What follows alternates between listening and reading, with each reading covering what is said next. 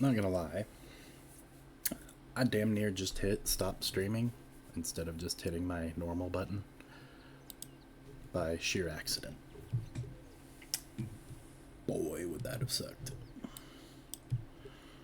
Okay, so some self notes I took for myself before, doing the podcast thing is I added a chat window kind of right here where my mouse is flinging around.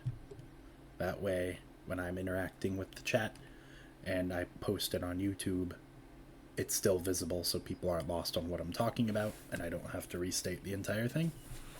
I might make it bigger later on. What's up, Terpene? But yeah, this is Talkin Tanks, episode 2. I'm going to have some different stuff today. I actually have a video that Wargaming put out, how long ago? They put it out 2 years ago, but I feel like it's important and not enough people know. Hello, Racer. And hello, Red. If I say I'm hidden, I am. So we'll go over that just to help out some people today. Just whether it's general public. I mean, like I said, these Talkin Tanks episodes go up on YouTube. I think today I'm mostly rolling solo.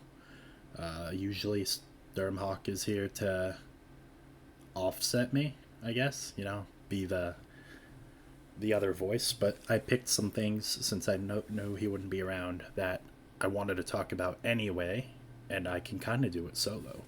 I do have a video I will show. I don't know how much of the actual video I will show, but it's from Wargaming. It's about 16 minutes long. Like, I have it pulled up. Hold on. But we'll see. But this might help some people who are struggling with camo mechanics, etc. And what I'll probably do is I'll play some of these French Scouts, and we will do... I'll kind of demonstrate some of it. Are we tanking today? We are tanking today. Some. I figure, if we're going to talk about it, let me be very specific. I don't care for the EBRs. There are some decent ones. I don't care for them. I'm talking about the tracked scout line for the French. It's an amazing line. I will even play the premium 1357. I will probably play tiers 5 and up, but just to explain, it obviously starts at 1 in this little piece of trash from World War One. I'm just kidding. The Renault was a solid tank, but it's tier 1. I don't know what you want me to say. There's really nothing to get into about it. It's thin armor. They'll all kill each other, whatever. Now, ironically, the thing about the French Scout line is it actually gets so much heavier. Like, you got this little thing, the FCM 36. I don't have a crew for it anymore. It's got 40 millimeters of armor at tier 2, which is great. But it moves at 24. This ain't no light tank. I don't care what anyone says. And it's about 12 tons, which is much heavier than this 5-ton tank right here. Which then we move up to tier 3 and we have this beast. Is it even upgraded? It is. So, this thing weighs 16 tons and moves at 25. We are still not a light tank. But these things are actually ridiculously armored. If you do go into tier 3, you're probably coming out mostly victorious because a lot of enemies can't pen you due to your 60 millimeters of frontal armor. It's fantastic. And then you have the Duck, the infamous Duck, the AMX 40, which is now 22 tons. We're just getting heavier, man. And it says you can get to 54. You're going 54 maybe downhill. Maybe. You're probably going like 40 tops. This thing crawls at probably a 30 on a high note. Yeah. But you have no camo, no nothing. It's like, guys, it's not great. No view range. Now, where the line actually begins to become a light tank, and let me be very clear, do not be deceived by this. This is not the Scout. If anything, it should have branched off here. The part where it does become a Scout is tier 5 with the very infamous ELC BIS. This thing is nasty, and I love it. As you can see, we are now back to 6.8 tons.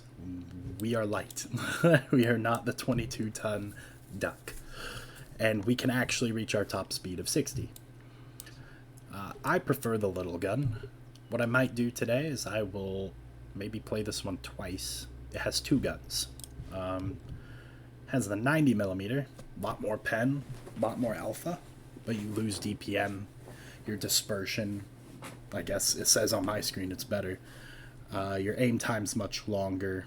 I am not a fan of this gun. It is a very tank destroyer gun, and on your tank it only moves, the gun moves only to about here. You cannot move, the turret has to stay frontal. So I use the small gun, and that way I can turn my turret completely. What I might do, give me a second, I will pull up Tanks GG. Hopefully this doesn't start crashing my stream opening all this up. But we will see. Let's go to tier 5. Light tanks. AMX ELC BIS. Is this with big gun? This looks like it's with big gun. Yes, this is. So, let me go to the internet part of my thing. Excellent.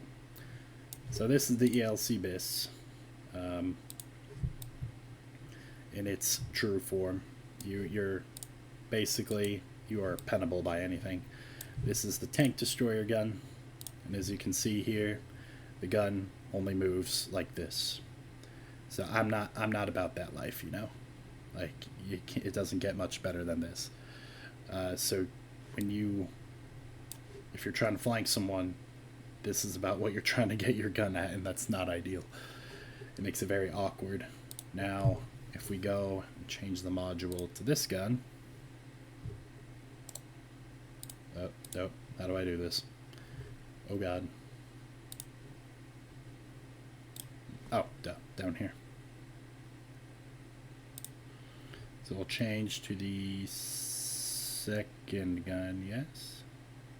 Yes, we want this one. My bad. There we go.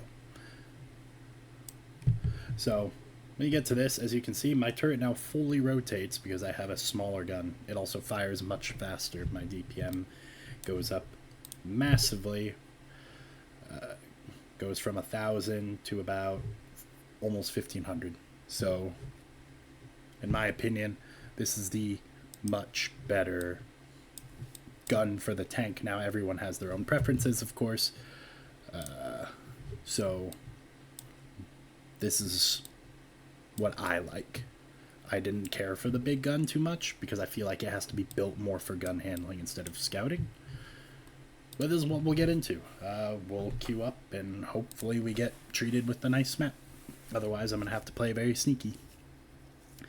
A benefit of this thing is not only is it light and mobile, it is short, which can also be your downfall if targets are in a certain position. But you short. Like, you can hide behind some really small things. It's fantastic. And then pop out and hit them. So, we'll do that. There is another one at tier 5 they gave us, the 13 FL11. It's not as good. It's a lot slower. In this case, the Tech Tree Tank is probably the better one to go for. I love this thing. I'm pretty sure I have a bit over 100 battles in it. It is a really fun tier 5. So if tier 5's your thing, this is the tank for you. It's not too bad of a map. We'll see where we can go. So as you can see, I only have a 4.4 second reload. Shell velocity is okay. Obviously gold is a lot better, but I shouldn't need gold for almost any of these.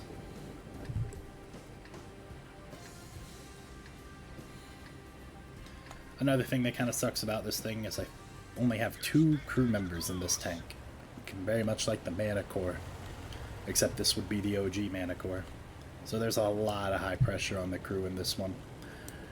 You'll need a dedicated crew, because I believe every tank from here on has 3 crew members. So to get a very good crew for this one, you're going to need to treat it like a mana core and prioritize what you want.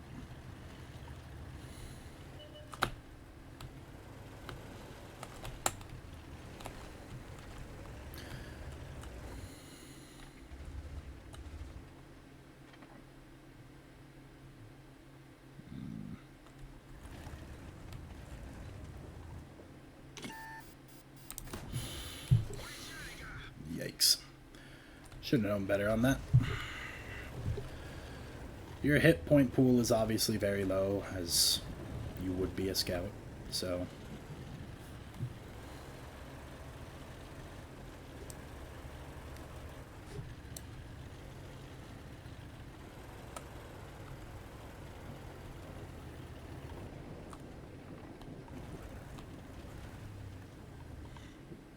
I don't know if this guy's running away or not. What I'm hoping for is he does, so I can go get in a better position.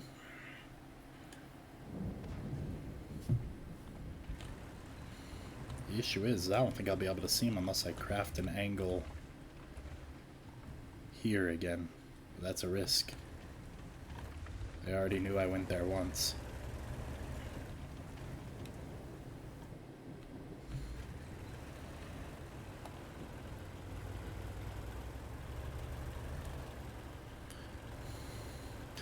And I'm going uphill, so the tank seems kind of slow.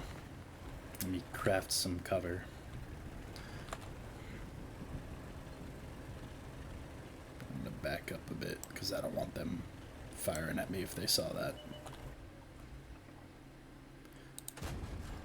So, okay. Yeah, so I wasn't far enough to... either someone is up here... Oh, you can't see my mini-map. Someone's probably somewhere over here, you know? It's most likely what we're looking at. Because I don't think that A20 should have been able to see me.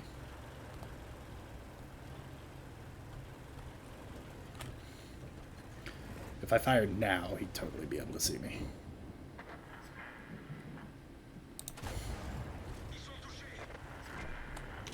Yeah. So good news. One of the 2 enemy scouts is down. Bad news. My only decent heavy tank... Actually, I guess it was a tank destroyer is down. Our heavy tank is sniping. Don't be this heavy tank. I'll do a heavy tank episode another day, but... I thought I'd start with scouts and camo and concealment because... Or view range and concealment because it's really something a lot of people don't grasp.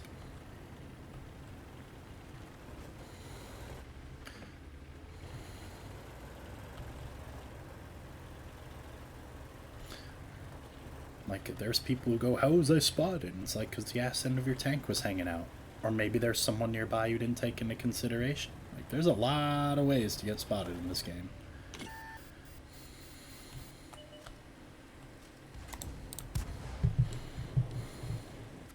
Come on, people. I spotted him.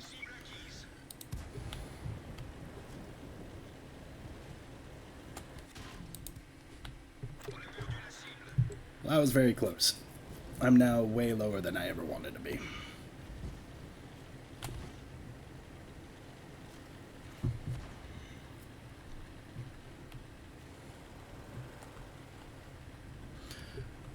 Oof. This is getting rough.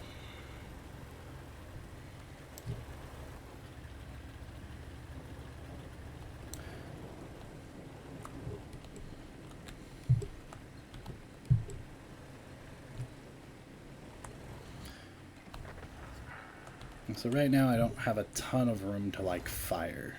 If I fire, I'm basically dead.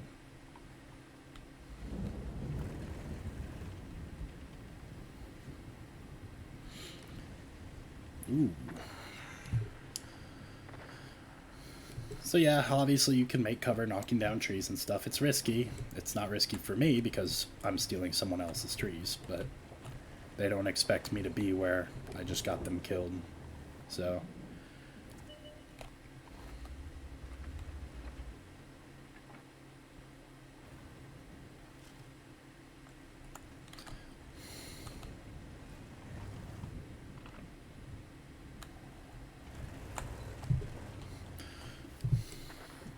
So I'm going to have to win this way.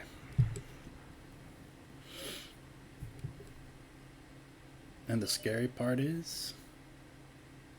Oh, never mind. I'm the only scout left. This could actually be very beneficial. So I'm just going to wait here, see if these M10s will keep coming over the ridge.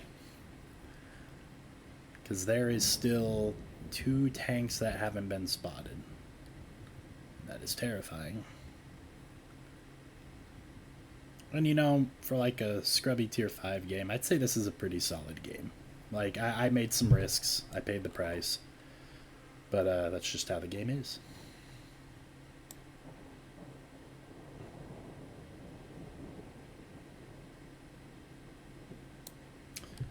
I'm kind of hoping for is that he goes up some.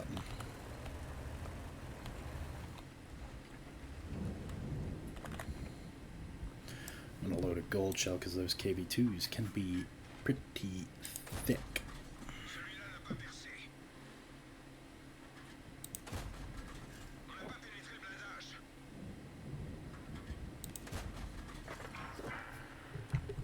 I'll take it.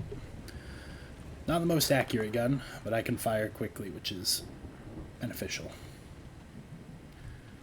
Now it's been a while, and I'm seeing my team get dropped.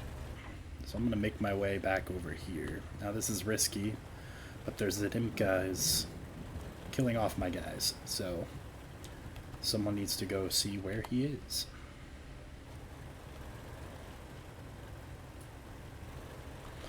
Well, I run a high risk of getting lit, but I'm going to do my damnedest.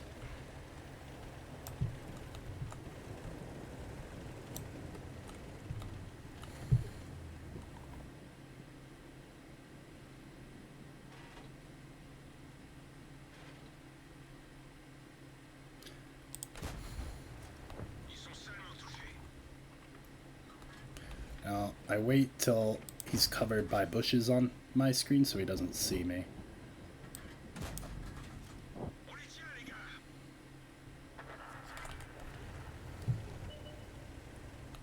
And there's that Zadimka.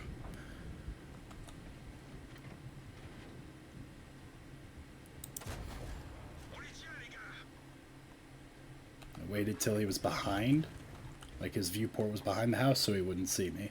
So some of these actually take a lot of patience. Like,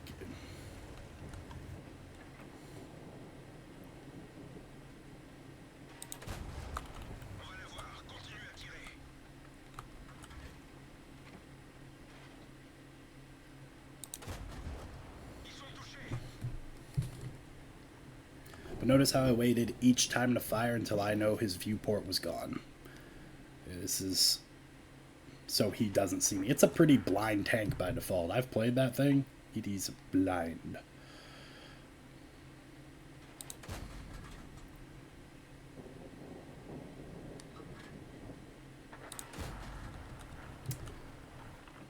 Shell velocity is really pulling a fast one on me.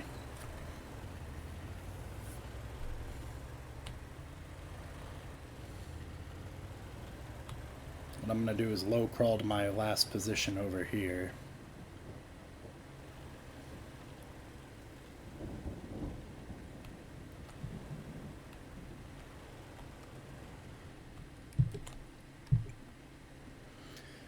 The issue is I can't really go much further than here, you know? Like, I want to stay in the shrubs. And this is actually a very interesting game.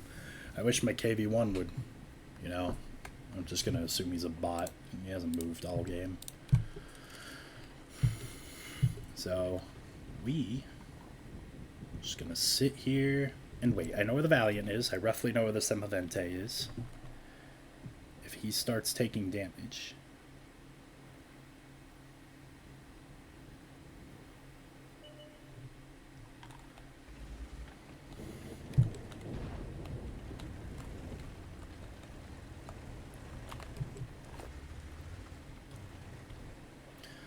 So I'm going to assume that Zadimka has gone back to base.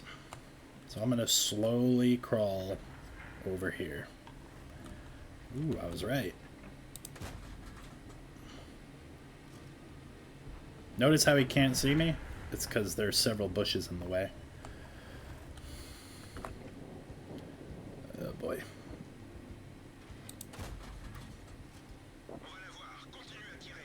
Okay. I still don't know where this M10 is. It's safe to say he probably went back to base. But I'm going to be cautious anyway. Matter of fact, I can see him on my screen now. Probably covered by chat. Also, what's up, Bomblin?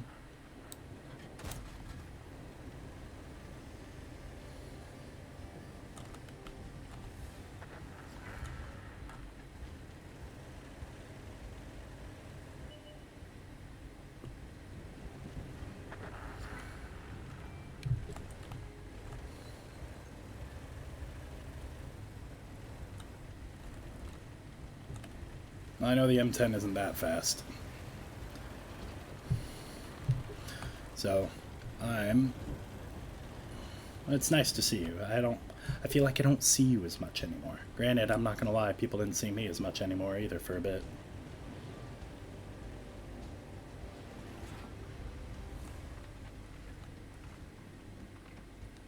Which one do we think he's in? Oh, he went back.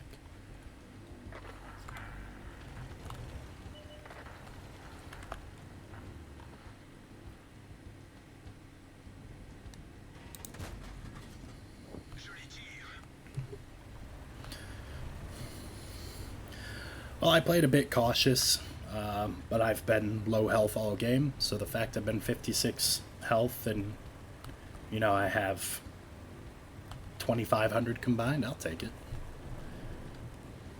Maybe this Artie will get the jump on me, who knows.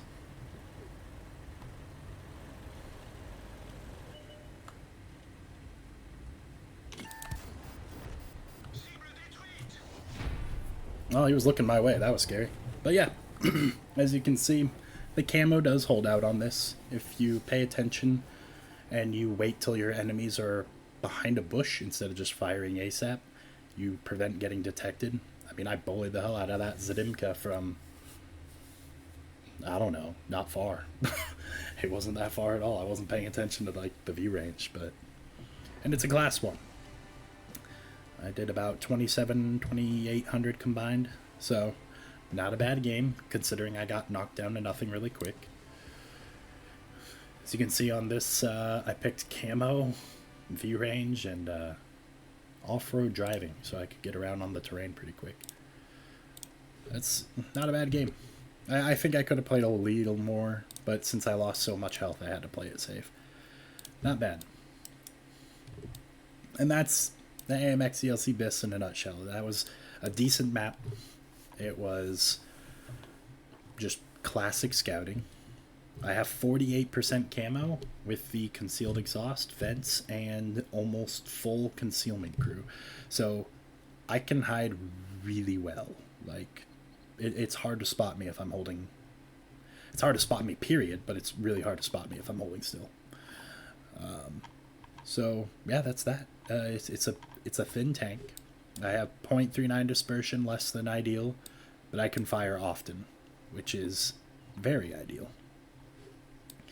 As you could see when I spotted the T-67 and ran away, it was not that great. So, Bombman says, past month I've had to take a break from things. Game is just starting to get to me. I still log in, but not as much. Like, we'll be getting back to it again starting. I feel you, Bombman. I took a break too. If it's the community, I just turned my chat off. You'll still see pings. You can still see the default command chat, but you're not going to see them actually chatting. I had to turn my chat off because the community is, well, garbage. Not all of them, of course. Just, you know, you all know. All right. So, next, we've got the AMX 12T, very next one up the line. This is probably one of my favorite little tier 6 scouts. It has an autoloader. This is the first one in the tree to get an autoloader, and as you can see, I wasn't lying. You move up to 3 crew members when you hit tier 3, and it stays 3 members. Oh, there you go, Obama. You're not wrong. View range is significantly larger. As you can see here, it's only 413. Here it is 442. And I still have that wargaming video up that I'm going to play in a bit. Turning chat off is key. Too much static in the drawings, right? Right. So in this one, I feel like you're a little more clunky because now you have an autoloader. You still have a fully traversable turret. You're paper thin. You have 4 rounds in there. Your dispersion is a lot better for having an autoloader at 0.36. Your DPM is lower. And you're not as flat, but you're still small. You got about a 19.5 second reload approximately. So, yeah, we'll just jump right in it after I do these squats, because I will do that today. So let me move that wire. I guess I'll do them right here. Yep. I do it like a step back, but there's stuff everywhere. 1, 2.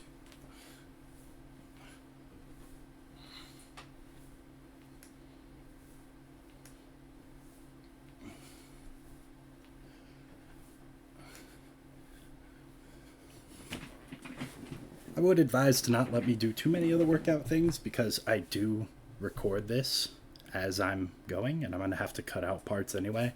And the less I have to cut out, the better, because I'm really new to editing. So I'm still trying to figure out. I just downloaded something last week. So, like I said, we're also running optics, vents, concealed exhaust. My concealment is nowhere near as good because A, I am taller, much taller than the BIS. It's still good. 35% is by no means bad. And the vents keeps my reload down and improves just a little bit of everything. So, let's get into it.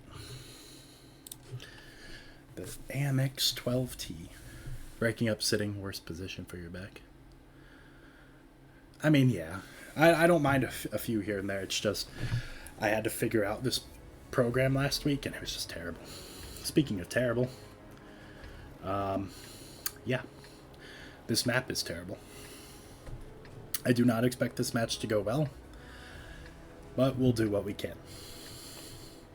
It's a terrible map. It's too small. There's nowhere to actually play as a scout. Like, you kind of just have to be sneaky, so we're going to try to be sneaky.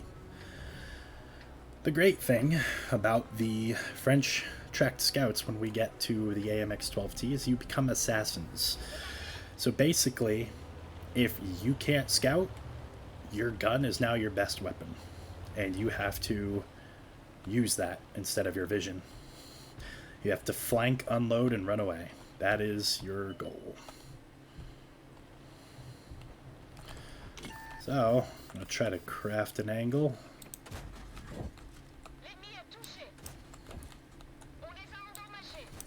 That was a bad shot on me.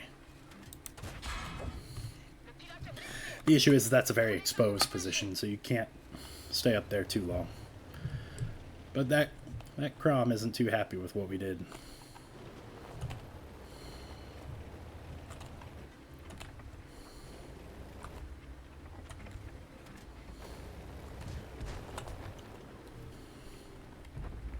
And from here on, we just have to be careful. This is a very tedious position to play.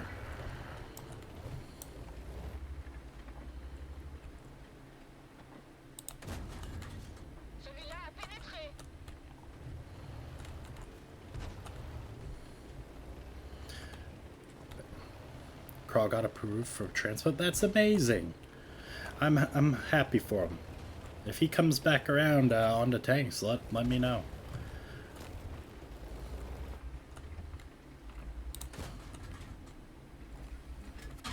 Ah. Okay, I'm gonna go on reload. What I'm gonna do is harass this Crom. He wants revenge, so he's just waiting. And I've got nothing but time.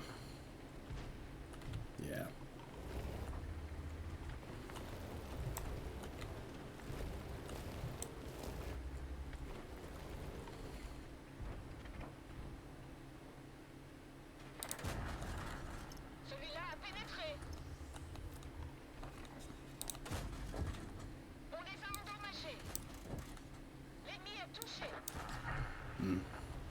Very nice.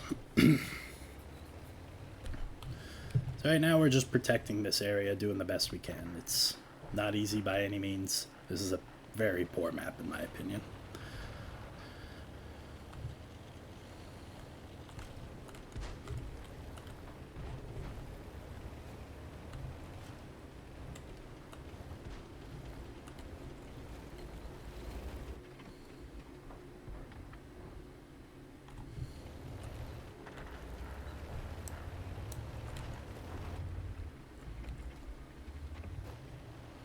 Might be able to harass this Crom again.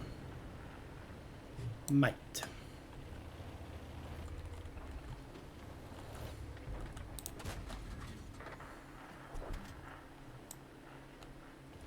I'm gonna go on the reload. I'm gonna wait.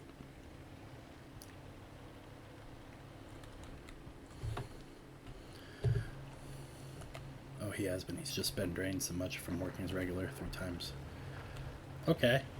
Well, let him know I said hi, or have him come around sometime. I'm not on tanks super duper often. I do try to get on at least once every other day.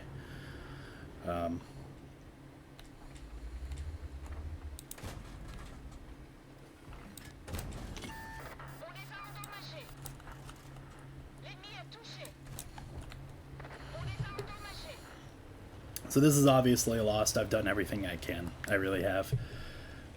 There's no winning for me. So all I can do is create some extra cover and try to hold on as long as possible. Thank you, Bomba.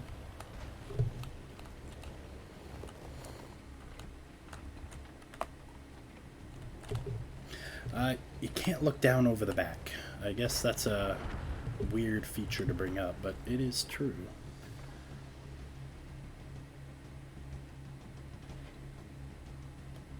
Oh, that's such a small shot.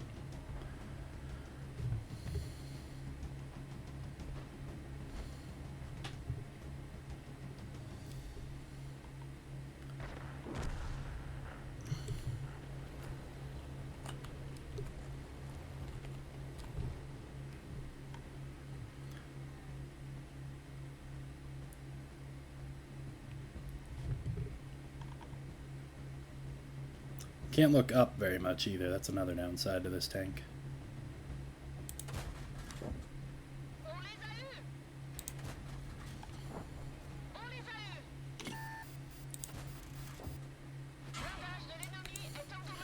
I did what I could. It's over now. And that's pretty much the 12T. This is a really poor map for it. But I did 1700 damage. This is not a spotting map, so I basically did exactly what I said. You have to turn your weapon into your team's advantage. And since you have an autoloader, you can.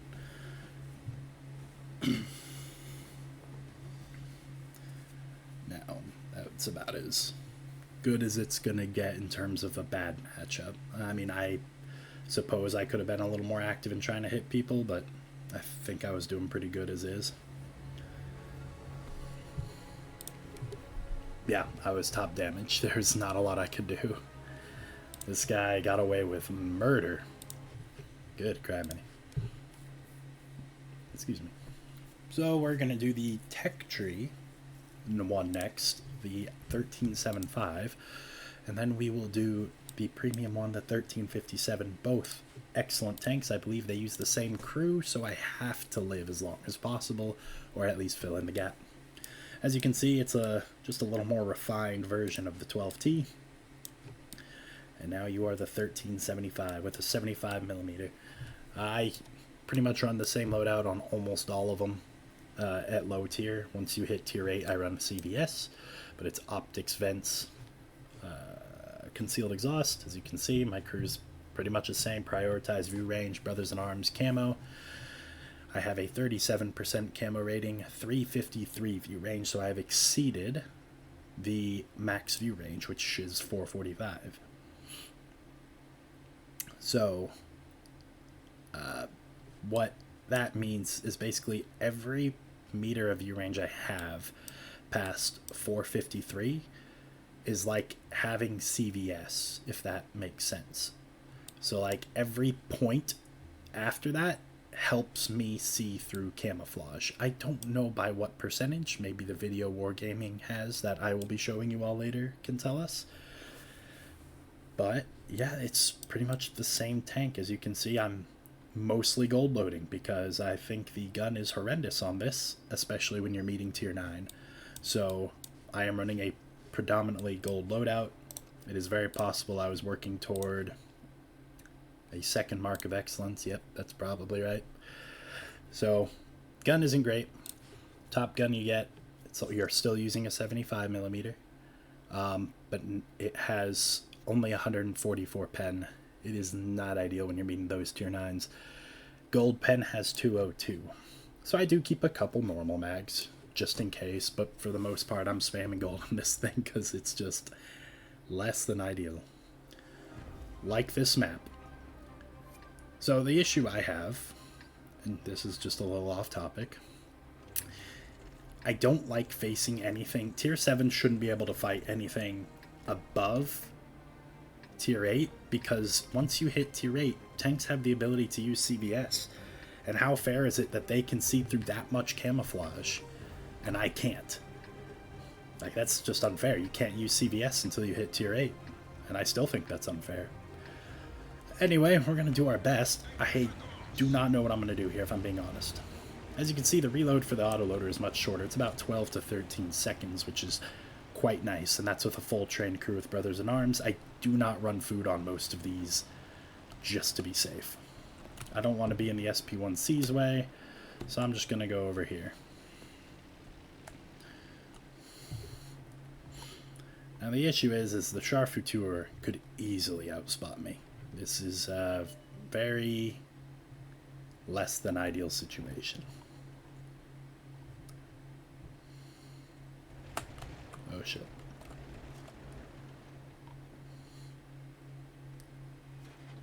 Okay. Remember what I said? No, I'm just kidding. I'm behind a bush. Oh. And there's our premium counterpart. Glorious. I've never used this spot for scouting, believe it or not. Never ever.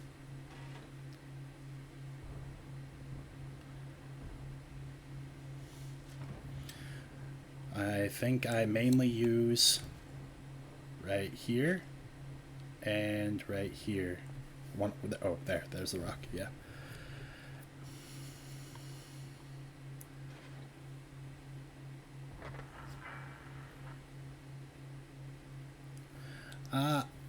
I try not to because I don't need it. Like, I really don't. Unless I do need it. So I always carry them, but I never spam it. The only time I think I ever spam gold rounds is if A, the gun is that bad, or B, I'm after my third mark, and I usually still have 2 loadouts just in case. So what I'm going to do is I'm going to run away now. I think my job is done here. I'm going to get out of the range of where the shark could spot me from. And I'm going to come try to spot him from over here, which is ballsy, but I'm willing to do it. My team is winning both sides, so there's no reason for me to stay idle. The char has fallen back, which means now I'm going to cut through here and I'm going to spot everything. My goal is to find out who's defending and where from. Oh.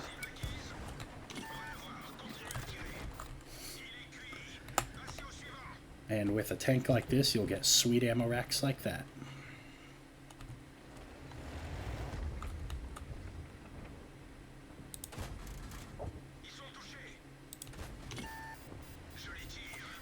Ooh.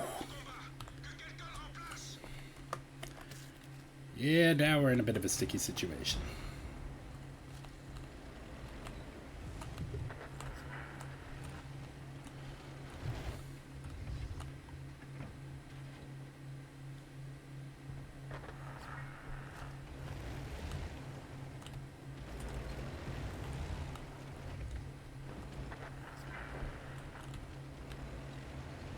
Well, I know where their Waffenträger is, and he no longer knows where I'm at.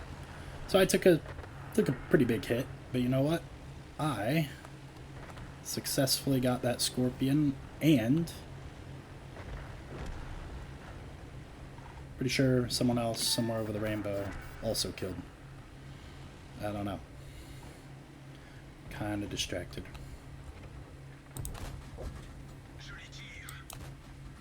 Oh, come on. 3,000 combined, not bad. And it was a very fast match. Like, that was a 4-minute match. So, I mean, yeah, it's pretty much the 12T, but better. A lot of people don't like this one. I disagree. I actually really enjoy the 7. I think it is one of the few gems at tier 7. I feel like tier 7 is a make or break point. Either the tank is really good or it's really bad. There's not many in between. So class 2, 3,000 combined. Excuse me, not bad at all. So, what we will now do, I have 20 tokens. This is kind of a cool style. Kind of have everything else. It's open for 2 more days. Whatever. I don't care. I don't need boosters. I have most of the other fancy camos, so. Alright. So, now the 1357, its premium counterpart. This uses my 1375's crew, so the difference in this one is you now have a 57mm. But it has 8 rounds, and it is disgusting. And this is probably a tank I should honestly carry more gold on. It's expensive, which is about the only reason I don't do it. So it's got 90 alpha, but you have 8 rounds in the chamber. And it dirty. It real dirty. So what we're going to do is do that. Like, as you can see, it just stands, it's a little more tall. Barely. 57mm, very small gun. But its pen is pretty nice. I'll read it out when I get in. I think this is the only premium for this line, other than that actual premium that they've put out. I don't think there's a tier 8 French premium scout that's tracked.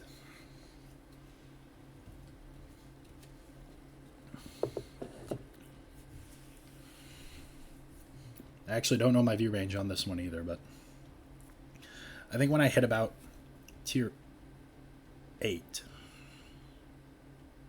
or maybe I'll finish the line, who knows. And if anyone has questions about any of this line, like anyone who has not gone up this line, if you are new to scouting, this is the most scout friendly line from tier 5 up. It's not bad at all. I have it on my free to play account and I am doing amazing. This is a really bad map. This is no longer a good scouting map. So what I'm going to try to do is spot across real fast, wait to see who goes where, and then make my move. But I have a 15.5 second reload. Let me see what we've got. Yeah, standard pens just like the last tank. And I have less gold pen than the 7.5 actually. I have less of both pen. I have 143 and 195, where the other one was 144 and 202. So this does have a pen setback.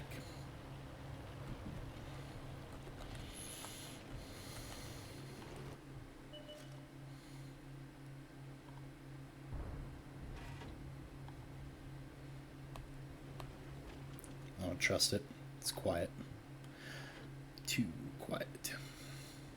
And this is really a map I do not enjoy scouting. If I have a really rough match, I might just go do something else. Or play it again, I mean, not go do something else.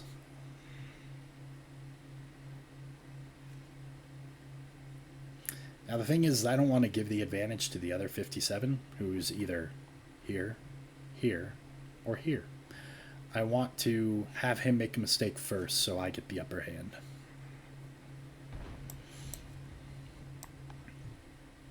Kind of crappy that they have like 3 bushes and we only get 2. Wargaming, fix this. Actually, I almost have 4. Oh, nope, never mind, that's a rock. But yeah, we making progress. This is probably one of my favorite lines in the entire game. I've played up a lot of tech trees where they have their up and down moments. I don't usually try to count tiers 1 through 4 because it's like the tank is becoming what it's supposed to be. So I'd say from 5 on, this line is probably one of my favorites, and I am not a main scout. I am a heavy main. So the 1357 reveals his position to us. Now, the good news about him being there is nothing.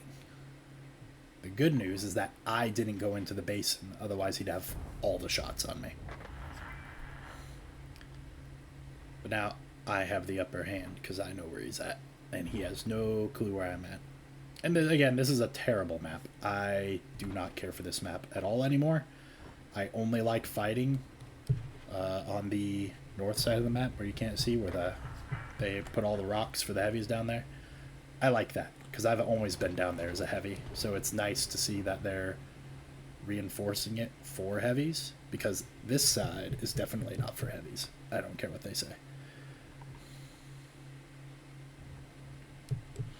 So I'm sure he's not dumb. He's figured out I'm here, but there's not a lot he can do about it.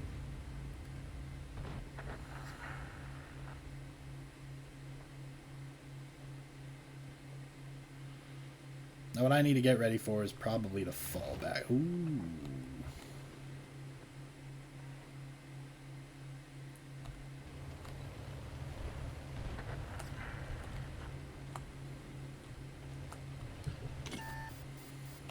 The fuck? Yep. Should have known that was coming. I didn't expect him to be there, but... Now the issue is the Indian knows I'm here, so the Indian Panzer's not going to come back this way. Yeah, that is too heavy of a target for me to...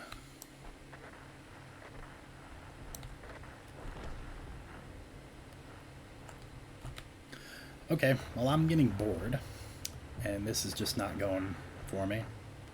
So, I'm going to go help this side, and I'm going to have to try to fake out, come back, because now that SMV has no choice but to turn to defend himself.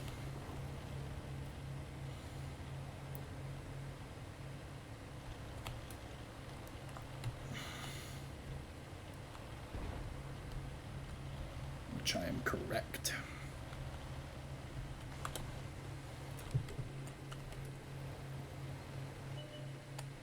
Now, I know where this Indian's hiding, and thankfully I still have a relatively short, you know, profile. Okay, stop pinging me. There's someone here, you twat. Okay. Yes, I know. I don't even think he's there anymore. Y'all have 100% health. Y'all are more healthy than I am.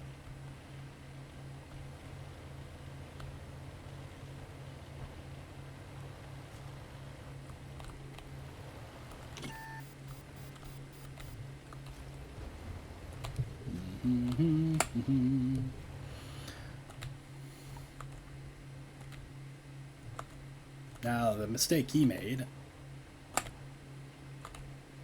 is pulling out like that gives me all the area in the world I need. So what I'm going to do, try to keep that going and not go after him because he got too close again. However, that already is hard focused on me. And now there's an M6 and my team is being slow. This is really not a good example. Like I said, I do not have a good match. As you can see, my team is very greedy, and they wanted to have me spot, when reality is I probably should have sat and done nothing. Sat and done nothing. Sat and done nothing.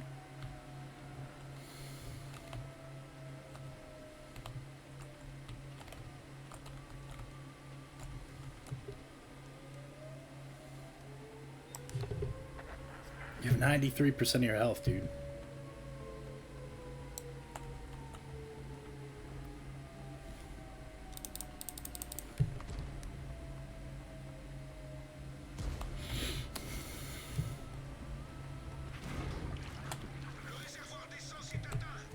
Yeah, it didn't matter. They gave him all the time in the world for me to get surrounded. And we're gonna get...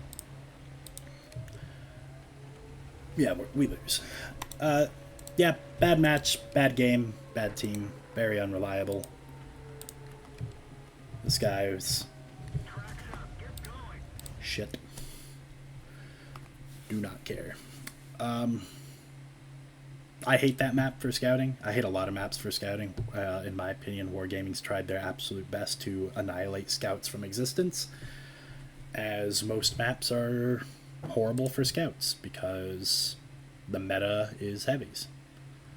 So, like, if I were to pull up these maps, not bad for scouting. Bad for scouting. You've got that riverway. That's about the only thing you'll ever be able to spot. You could go spot mid, but you have no supporting fire unless you own the mid. And then there's here on the heavy road, which a lot of heavies will go either way. So terrible for spotting. Airfield, garbage for spotting. Berlin, garbage for spotting because they turned the ditch into a hole down area and gave the south another hole down area. Cliff is okay, but not good for spotting. El Haluf is okay, but not really great. Fjords, garbage. Fisherman's Bay is okay. Erlenberg's okay. Ensk, don't make me laugh. Empire's Border, garbage. Ghost Town is great. Glacier is okay. Highway's okay. Garbage. Himmelsdorf. Karelia is good. Mines, don't make me laugh. Mannerheim, garbage. Like, there's bushes, but ultimately there's a lot of lines to cover. But you can get more spotting here than you would think if you were on a lot of other maps. Malinovka, like one of the King scouting maps. Live Oaks is good if you know what you're doing. It's a lot of risk. Lakeville, not that great. Mountain Pass, laughable. Muravanka's great with the Magic Forest. But they did make this a lot more heavy oriented, which I'm happy about, but it feels like you can really only play here as a scout. Maybe on the inside right there, if you're looking at the map. I don't care for Outpost, but it's only got like 3 spots you can actually scout from, so it's not that great. Overlord's good if you literally like half the map. I don't care for Oyster Bay, the map's too big, and there's really only that one lane in the center for scouting. Paris, garbage. Pearl River, garbage. Pilsen, you can play it, but it's not easy. Prokhorovka, king of all scouting maps. Province, not awful, but far from great. Serene Coast is okay, at best. Sand River, garbage. Safe Haven, definitely garbage. I forgot, I have it blacklisted for a reason. Ruinberg, you can make it work, but only on the right side of the map. Red Shire is great. Siegfried Line is garbage. Steps is okay at best. Stajonki is, again, okay at best. I hate Tundra. I'm not even going to get into it. Westfield's alright. I feel like there's a lot of opportunity on half the map. And then Wine Park's a joke. So yeah, a lot of maps aren't geared for scouts. I'm not saying they all have to be like Prokhorovka or Malinovka, but they need to be where scouts stand a chance, you know? Like, ugh. I don't care, you're still garbage. Yeah. All those people pinging me and they couldn't back me up. Alright, so I feel like I deserve another chance in this thing because I really didn't get to demonstrate the gun. I don't think I fired a single shot. Yeah, I didn't. So what we're going to do, we're going to do one more. Just one more. If it goes poorly, so be it. And I forgot there is another premium for this line. Kind of. It's called the Char Emily 75. It is a very weird tank, and we will get into it, because why not? So we're going to try one more in the 1357 because I believe it needs another chance. And even though this is a terrible matchup with a not so great map, I'm going to try to make it work. So I really need to move that chat window eventually. But a lot of right here is okay for scouting. The thing is there's just not a ton of concealment in this map. It looks like there is, but there's really not. Like, yeah, I can hide over here and I can knock some trees down, but then it's too obvious where I am, right? And people are getting smarter at the game, so they will blind fire those trees, and my engine will get knocked out, or I'll catch on fire, whatever the case may be that day. So what I'm going to do is I'm going to try to go find as many of the enemy as I can and then hide.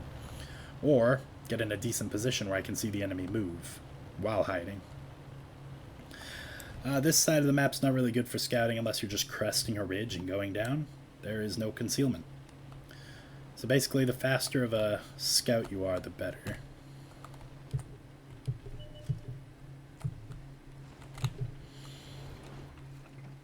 I could probably lay into that guy safely.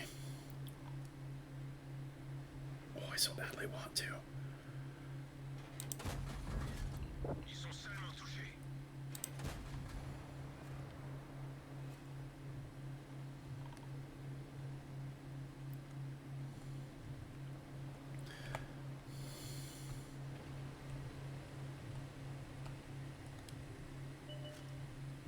There he is.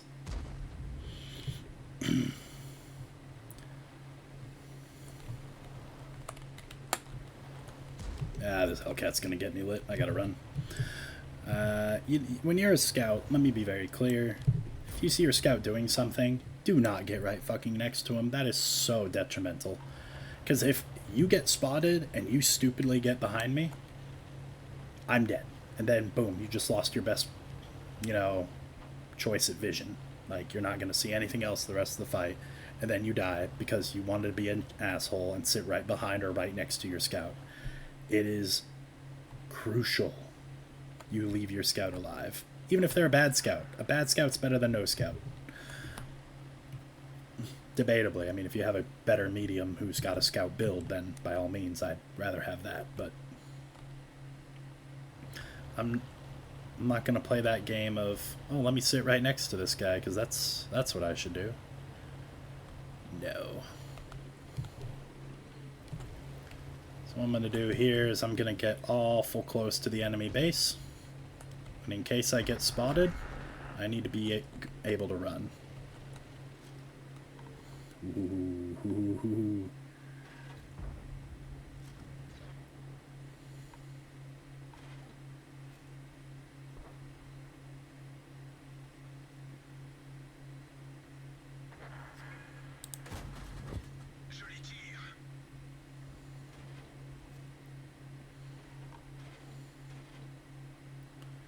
I don't know if his viewport can see me or not.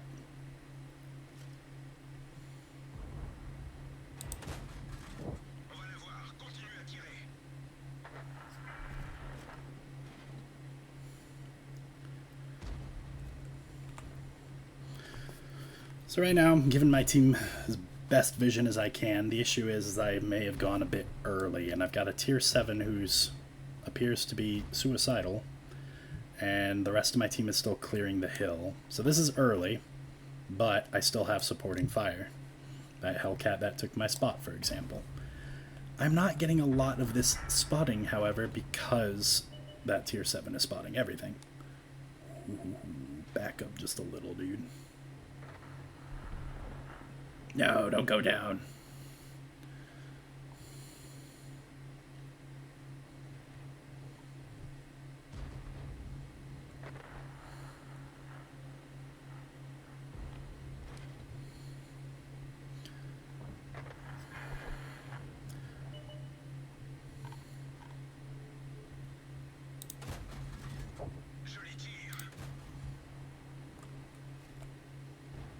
They're going to flank my team. So what I'm going to do is now I'm going to demonstrate the usefulness of the gun. Like, yeah, I've been taking pot shots here and there. I'm going to unload into this guy, and it is going to be awesome.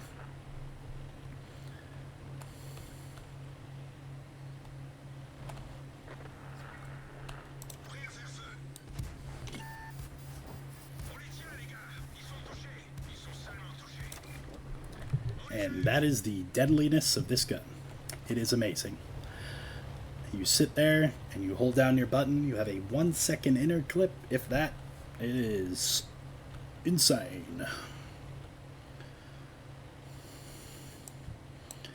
Now we can see my team is pinned down.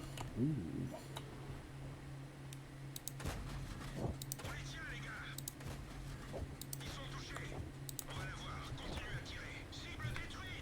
So I'm just going to reload now. The other heavy, as far as I'm tracking, is in the ditch. So what I'm going to do is come up behind these guys and give my team a hand. This is late game, where now I have the role of being an annoyance. And I have all my hit points to spare, so I'm able to do this quite effectively.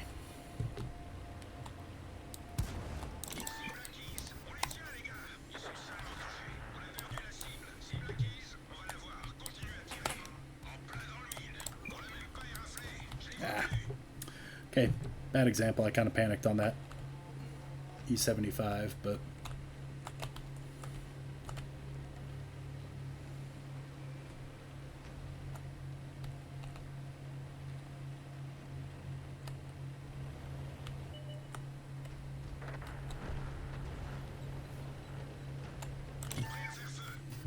nope. Nope. Oh, you almost got me. Oh, I wasn't paying attention. Well played him. I should have gone for him instead, but... So, I was an annoyance. I did distract them. My entire team's there now. They're almost all heavies, so they're slow. But I did my job. I spotted, and then I went to become an annoyance. An annoyance can just be giving my team time. It can mean waiting till they look away and fire to unload into their side. But that was much better than the last one, even though I didn't do as well as I'd like. So this is, I'd say a success. Yeah. And I keep looking over here because this is where my OBS is, even though my camera's right here and I should be looking at my camera. But I was 2,800 combined. That's still not bad. This thing is insanely fun if you get the right match with it. It is wonderful. I love this thing. A very competitive tank though for tier 7. It is extremely hard to mark. I mean, I got my first mark and I don't touch it often. And I've got 149 battles in it. That's crazy. So we move on. We now have tier 8. Probably the amazing, glorious first part of its line. That's a lie, but it's pretty good. Let me see if I have any tier 1. Yeah, let's give it like 5. So now I have room for an extra skill. Let's do safe stowage. As much as I want to do snapshot. Nah, I'll do snapshot. Can't help myself. This, like all the others, and pretty much from here on, is a 4-round autoloader. I think it becomes 3 at tier 10, but yep. You have a 4-round autoloader. Your damage is now up to 170 at tier 8, which it was 135. So there's that. It's an 18 to 19 second reload. I do run food on this one, so my view range is a lot higher. My camo is 44%, which is really good. And my view range is 471, which means I'm cutting through camo more, because max spotting is 445. So with the CVS, I'm cutting through quite a bit of camouflage. And this tank is pretty nimble. I will give it that. Its penetration on its gun is not great, as you have 170 standard penetration at tier 8 and 210 with gold. But 170 isn't the end all be all, so it's not bad, and I do carry a handful of standard rounds. I kind of try to save my gold ones for heavier targets. So this is the first one where you get a CVS, which, as you can see, it cuts the camouflage of enemies behind foliage, both moving and stationary. So this means I can see through people's camo. So if you have really poor camo and you're hiding through a bush, I'm going to see it. If you have really good camo and going through a bush, I'm not going to see it. Well, fuck me. This is a horrible situation. This is a garbage map with garbage tanks. There's no way I'm going to be able to fight an EBR. That is plain and simple. So I need to go off to the left, where I do not play often. So I don't expect this to go very well. But we're going to do our best. But I'm not going the hill, because that EBR will wreck me.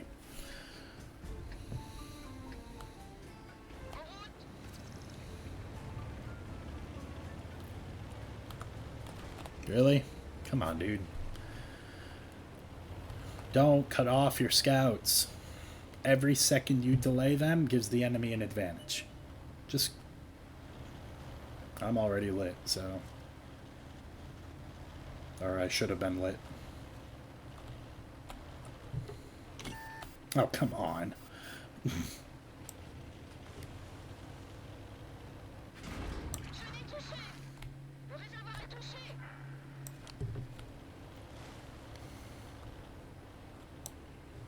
I'm screwed. This is a bad game. Yeah. Horrible map. Biggest issue I have with this is I can basically see the whole map with just my view range alone. So this is a problem I have with matchmaking, like we talked last time. I can't compete with a tier 10, which is what spotted me. I just can't. It's horrifically unfair that I can be hit and seen by this fucker. You can't see the minimap, but he's in the north now, but he spotted me, then moved north. So it's aggravating as all can be. So what we're going to do is we'll find a tank to play in the meantime. I might go back and play one of the other ones. It's just so unfair. An EBR can move 20 kilometers faster than any other, 20 to 25 kilometers faster than any other scout. On top of that, they give it great HE pen. If I had gone that hill, that EBR would have killed me. And all I did was take a standard bush and then get lit. Now, it's very possible the even 90 spotted me, but I didn't see him, obviously. As a matter of fact, I'm dumb.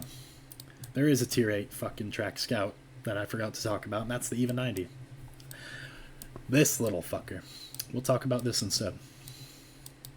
So while I wait for my Batchat to come back, and we'll give it another whirl. We have this fucking piece of shit. I believe it's using my 13105 crew.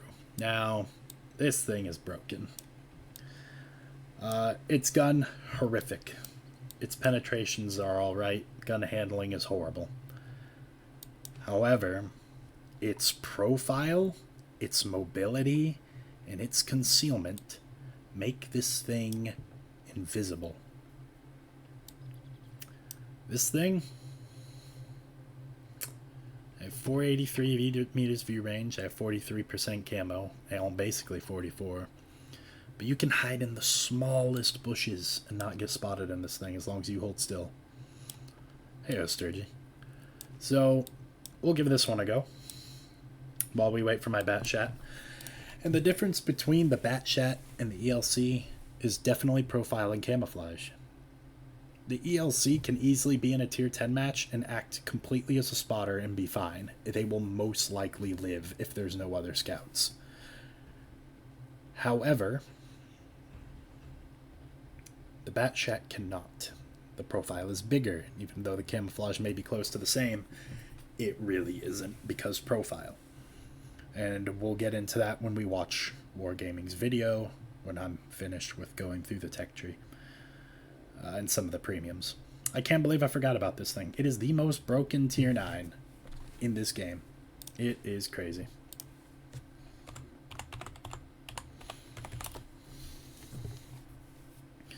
Well, second most broken scout in this game. The EBR 75 is obviously the first one.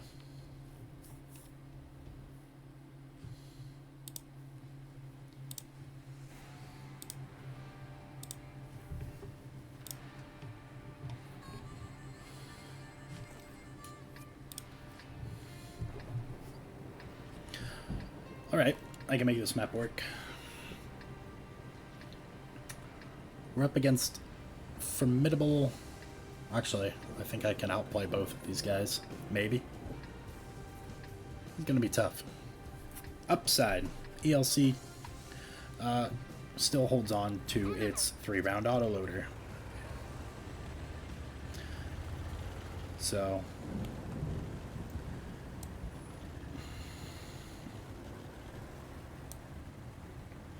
Oh, very nice, Sturgy. That's kind of cool. Little bear.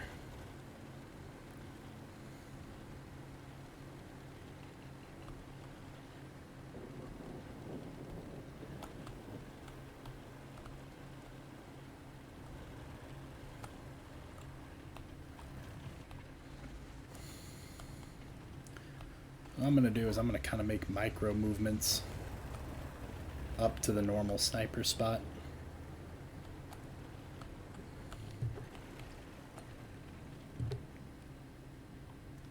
Oh, that's dope.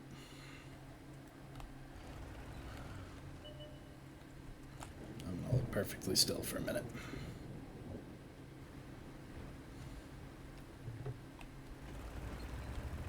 I'm gonna move up.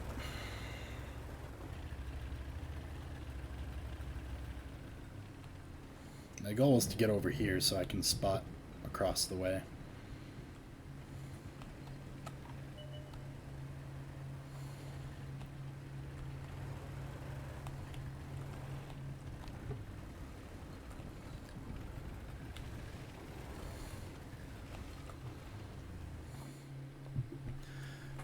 So, anyone within my little view range circle that fires, I'm going to see. Like that guy.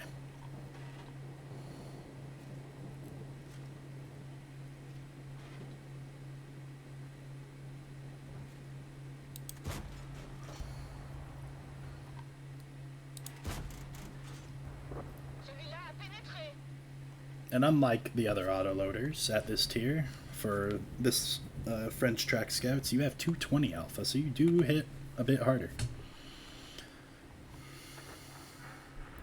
It's their T-49 AFK. Oh, that's huge. Oh, he's not AFK.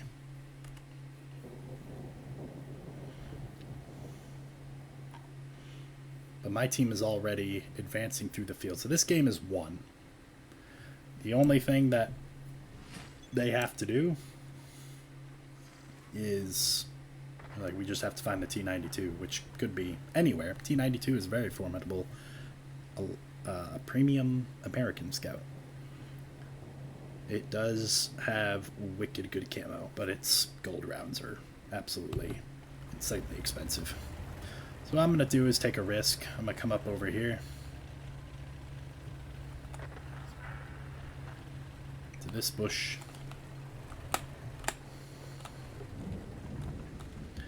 As we can see, we have found an E75 all by his lonesome.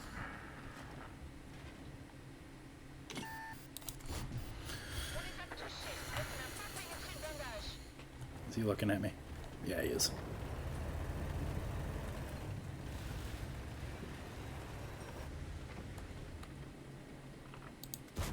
Ugh.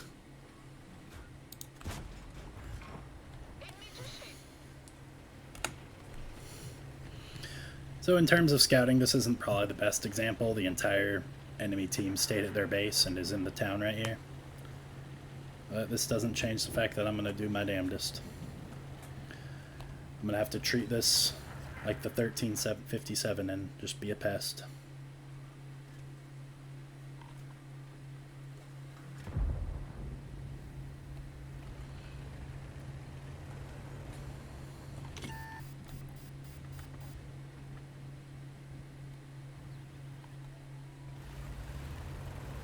I think that shit pack saw me. That's fine.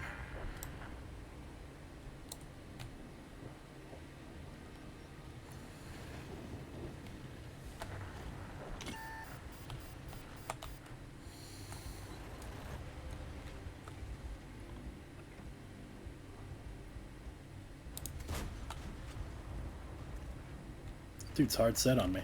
I don't like that.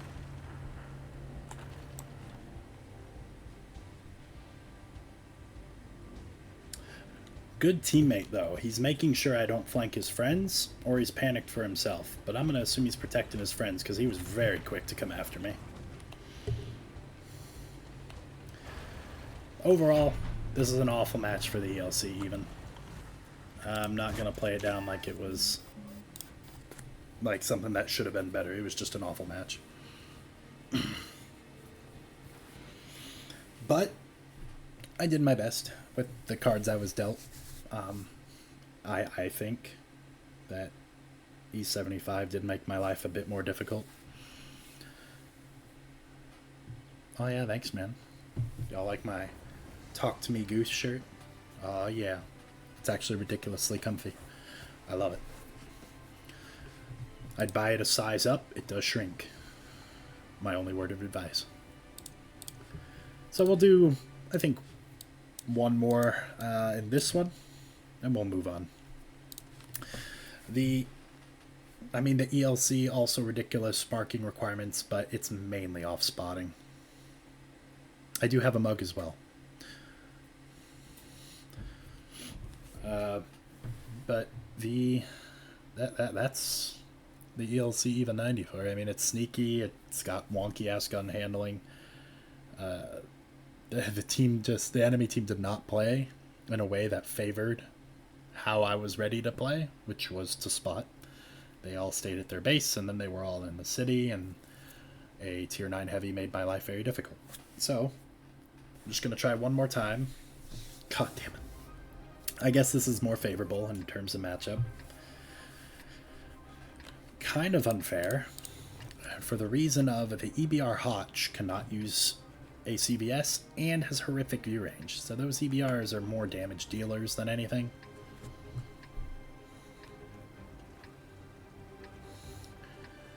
We're going to try one more time, see if we can make the tech tree one work, and if not, so be it. I do these games live because I think I'm a relatively good player. I'm not the best player by any means, nowhere near.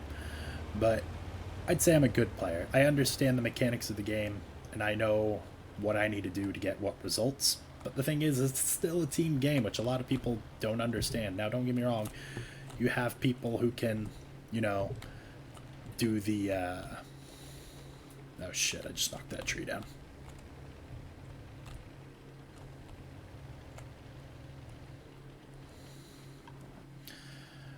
Still have people who can, like, do amazing solo.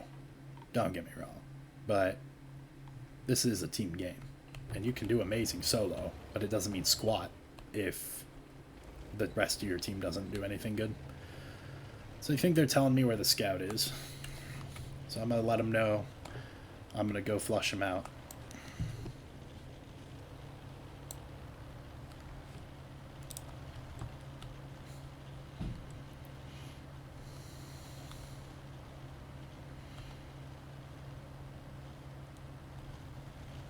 What I'm going to do is I'm going to riskily go this way.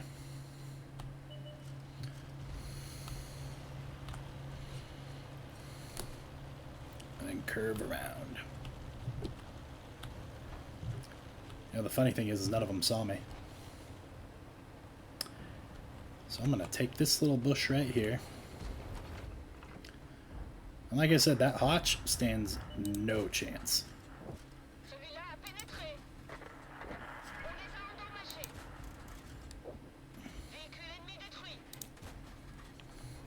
Pretty sure I hit that Hotch. I'm going to stay here and I'm going to reload because no one's seen me. This is the beauty of having an enemy scout who's not smart. Because the soul central of the map, all this around the water, all this has to be controlled. If you do not go, if you do not spot, if you are not at least right here, you can't see the minimap, if you are not within these houses at bare minimum, you just gave up everything for your team. Downside, we do not control the valley, but we control a city, which is debatably more important.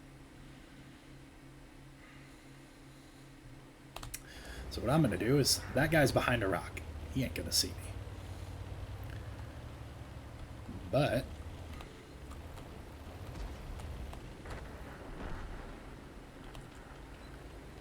turn around so I can run back to base if I have to.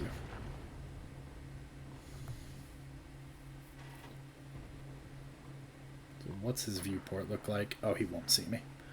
So I can just do that. I'm not even worried, because he did.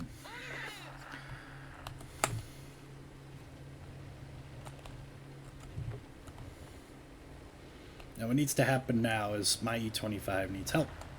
That Sioux has to die. I can worry about everything else later.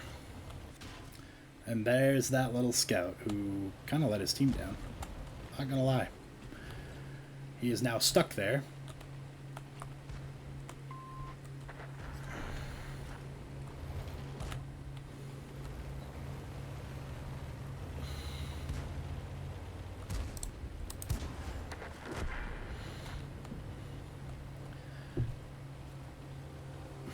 Now there is one more thing. There's the STA. Oh shit. That was close.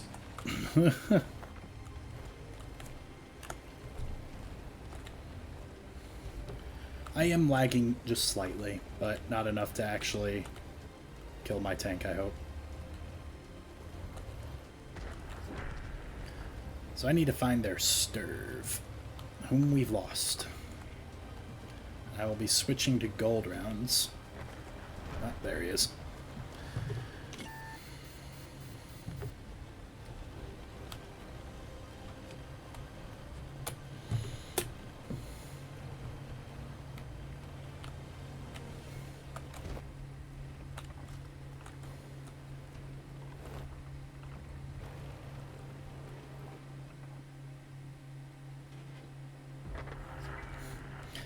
Excellent.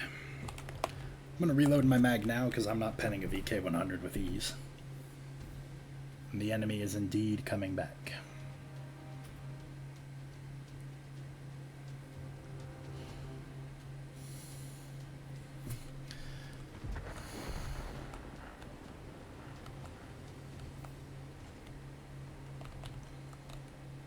Ooh, I'm lagging. Jeez. So what I want to do is I want to wait for the VK.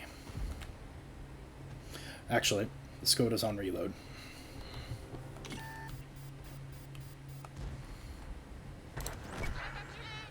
But I am going to go for the VK.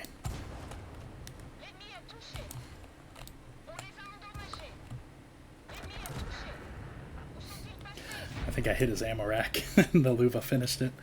So that was a good game because I was able to fight things my tier and lower. But as you saw in the tier 10 match in a very small controlled map, it doesn't do as well.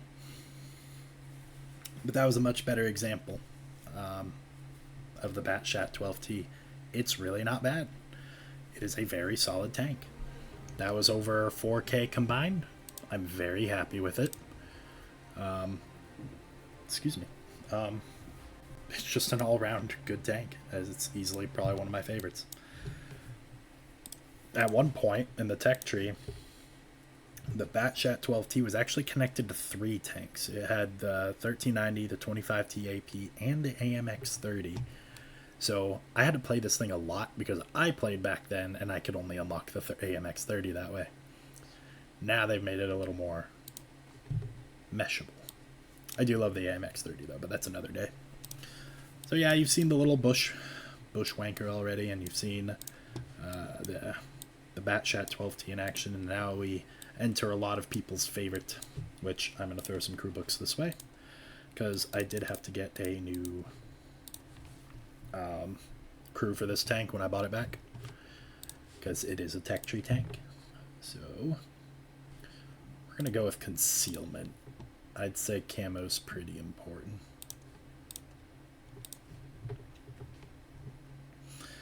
This is when the tank becomes less about scouting, more about damage, because you don't have as good of a camo as a T100 LT.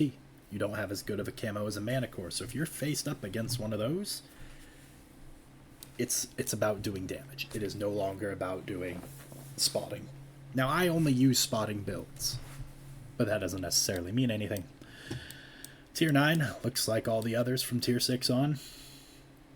It's got a 90mm, like the ELC, even 90. So we got 240 alpha, 205 standard pen, 248 gold pen. It is not bad. 4 in the chamber, 2 seconds between rounds, 0.34 dispersion. It's really not bad. It is a very nice little assassin. So we're gonna get right into it. As a matter of fact, hold on. I'm feeling generous. Wait, what if I...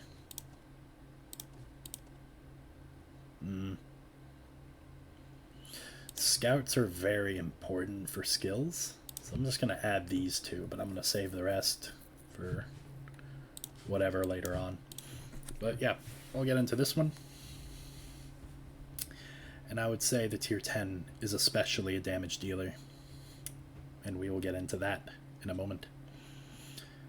Okay, a different map. We have a formidable foe, the G-Sor. Bigger, debatably. Not as good DPM. Our view range is pretty much equal. He might have a little better. So I'm going to go to the classic scouting spot over here in the bushes, and we'll do what we can. Otherwise, I have to turn it into a... well, assassin. Cobra.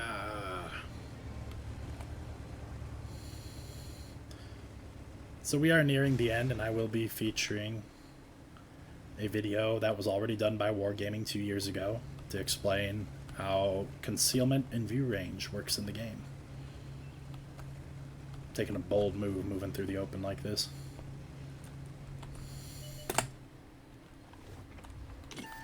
Shit. Not expected. That is not good. We will be talking about our counterpart, the Batshot 25T, as well. Yeah, he's just going to keep spotting me.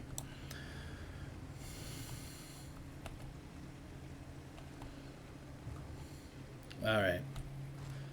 So for now, we're kind of screwed. We have to wait for my team to push.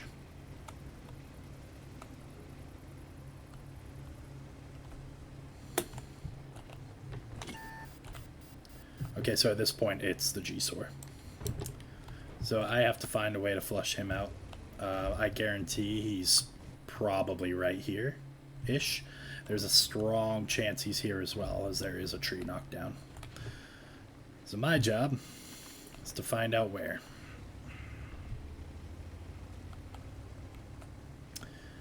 Otherwise, this has turned into a pretty burned game for me. And I don't want to... it's just not how I want to end up. Yep. Okay. So that confirms it. He's across the way. And he spotted without getting lit. That's honestly pretty impressive considering how close I was. Now, I did not take that into consideration. I'm stuck here. I literally cannot move.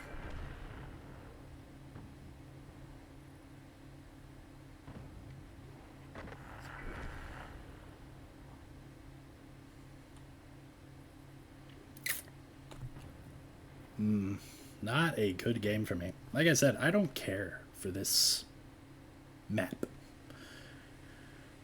I really don't. Like, what's the point of this whole thing right here? There is no point.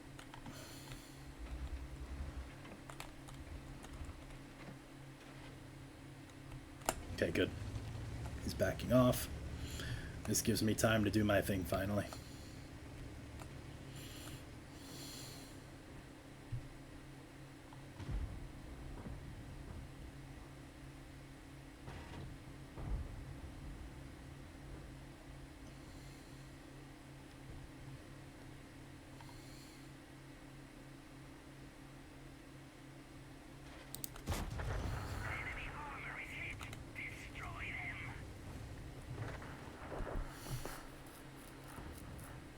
Oh yeah, the elevation is very poor on these tanks.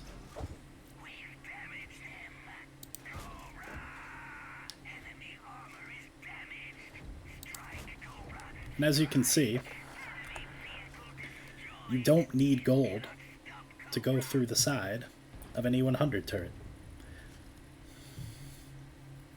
Now that the enemy scout is dead, who very admirably had way better view range and a better angle on me. I gotta give him credit there. He had a way better angle on me. He did done good.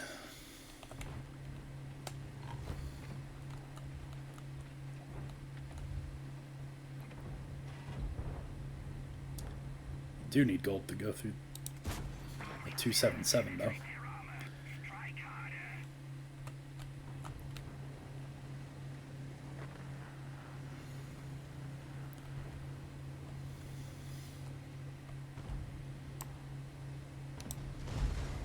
Okay, he can't see me. Good. So what I'm gonna do here is be annoying. This is where putting your gun to use really comes in clutch.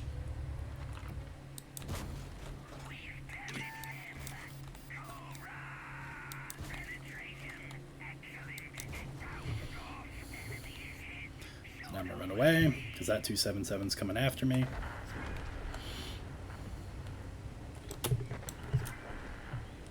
We're gonna go back because now he's getting pushed. And all these tanks are about when things go wrong is being an annoyance in the best of your abilities.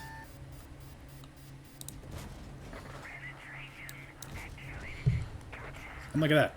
Still didn't need gold rounds. Ain't that amazing?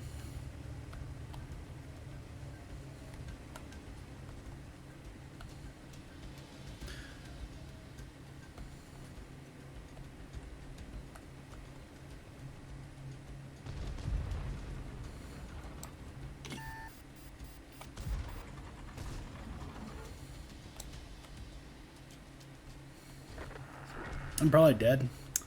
I didn't expect the Rhino to come down. So the... Oh, Cobra's still up there. Okay. So if anything, this is just better for me, because I can just do this.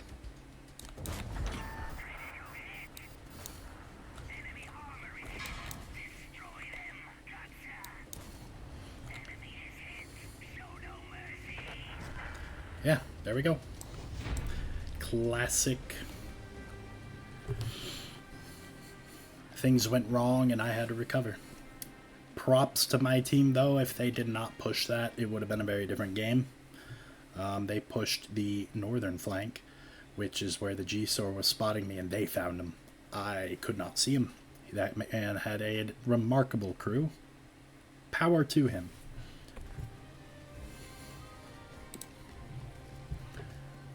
So I actually want to check him out real quick. He didn't do great. Yeah, he's a really good player. So he probably has a remarkable crew.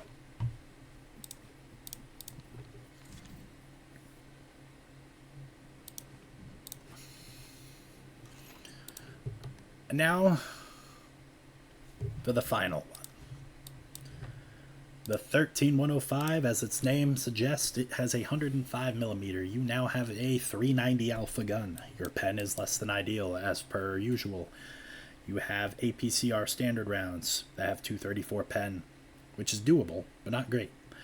And then you have heat rounds with 280 pen, which is pretty good. The shell velocity sucks, but tit for tat, you know? This thing can pack a punch, but now you have a 3-round autoloader. Benefits to this, if you've gone down the Batshat line, this thing, the 25T, and if you notice, this thing has a 5-round autoloader and only carries 30 rounds. This has a 3-round autoloader. It has 33 rounds. That's right, you can literally get an additional mag just because. So you actually have higher damage potential than your brother, the tier 10 medium. And I think they're both pretty close to the same. Obviously, this is more accurate. The camo for this is 29%. The camo for the scout is 41, but I have two very different crews on them, so they're prioritized differently. They're very solid. I think the Batchat has more view range, which is funny. I have 464. Nope, no they don't. Cool. So this is 483 view range, 41, almost 42% camo, but you still are a big target, and now you have a bigger gun, so staying hidden is not going to be the easiest thing in the world.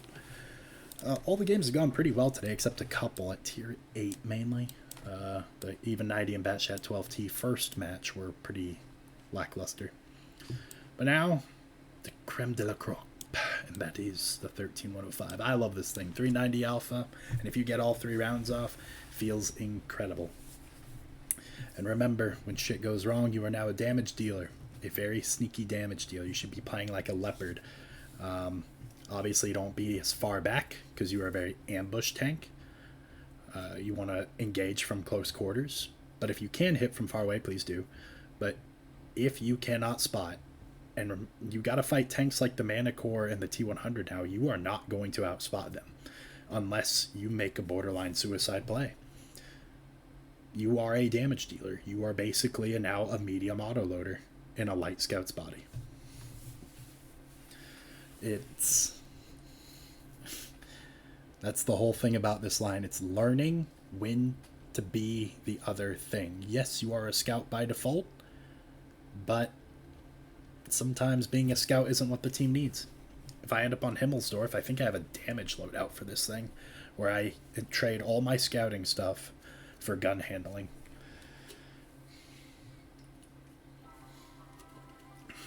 Ooh. Oh, how favorable for me. The enemy has a Chinese scout. This should be an easy match. This thing's a beaut. I love this thing. It hits hard. It has great view range. It's just a magnificent.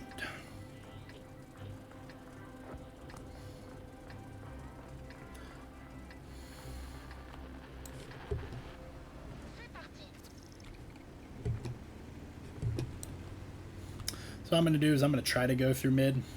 I don't like going up to this part closer to the city. I'd rather go through mid. It's a high risk, high reward situation. So there's a high chance I'll die and a high chance I won't. Ooh, that's not good.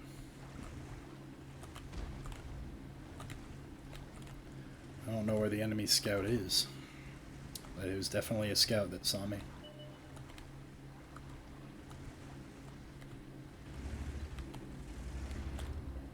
Or maybe it wasn't.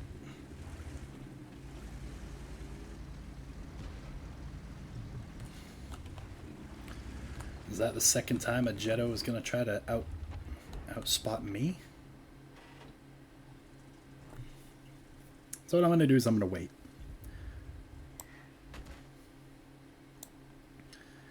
This Jetto doesn't stand much of a chance as long as I'm here.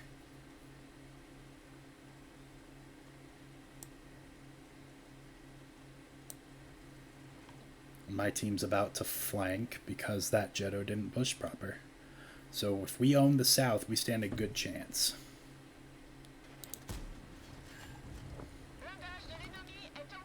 God, this thing slaps so nicely.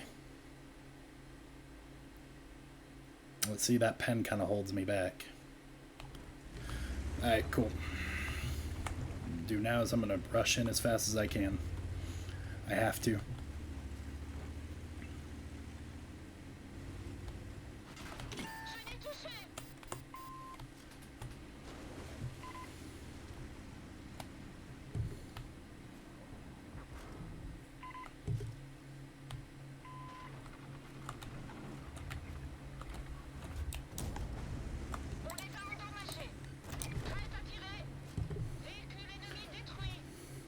But I have that alpha to defend myself, which is glorious. It is... Oh, that's bad. Oh, I almost shit my pants. Oh, boy. Okay. Now, granted, that reload did kind of... I did have to lose at least one shot to that other scout, but he did good. He did real good. For, like, what he could do against me. Well played.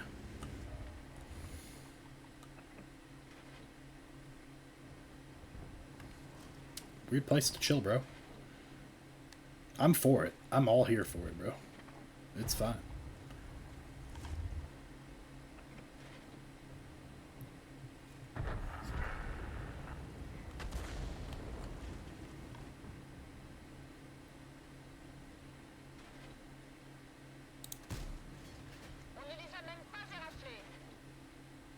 Come on, turn. Turn.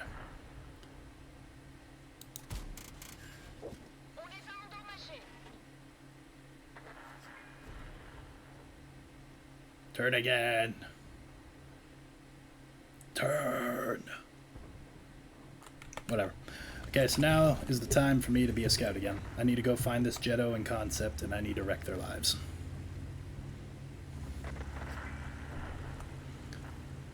Well, this game isn't quite one yet, but it will be. They still haven't seen me, still haven't seen me, still haven't seen me. I'm pretty much in sight now, so I'm not too worried. Excellent.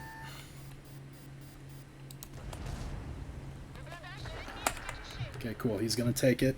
And now we're making our way to the city. So in this map, that middle play that I made does not always work out. As you saw, I got lit instantly because people will try to stop anyone who will make that play. It's just how it is. Well, I wish I wasn't on reload right now.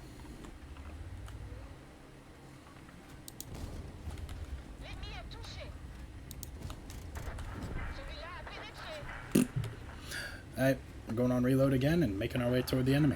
Overall, this is a pretty textbook game. I did everything right, and I got over 5k combined. This thing is a little beast. I love this thing. Now, yes, I did get spotted off the rip, but that's the thing. Camo just... I was in the open to begin with. That Jetto had low cover, and their scout had a better starting position than I did. He immediately was by a bush. I went behind a house, but if I had not, I would have died. So, tit for tat. You gotta have to measure out how it paid off. And you know, I'll take third on XP and fifth by damage any day in a scout. That gun just hit so nicely. And I didn't have to load gold. I sacrificed a few shots I could have taken, sure, but like I said, my goal is to spot. A lot of people do have a gear, loadout for damage. I do not. If I were to put one for damage, it would be vents, vert stabs, and improved aiming device. If I were to just off the wing say it. Because what that'll allow me to do is my gun handling will be very, very snappy. Because, like Himmelsdorf, I don't need camo. I don't need view range. I need a gun. Now, don't get me wrong, my gun performed very nicely this match, but that's not always how it is. But, long story short, that is the French tracked scout line. Easily one of my favorite lines in the game to go up toward. It's just...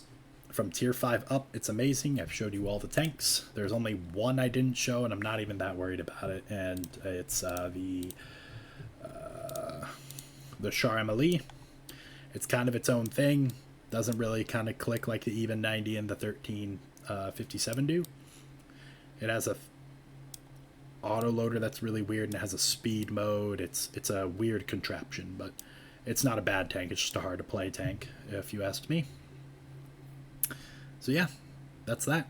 What I'd like to show you all now is this video from Wargaming. I was looking up some stats while I was in game. Oh god. It's resetting.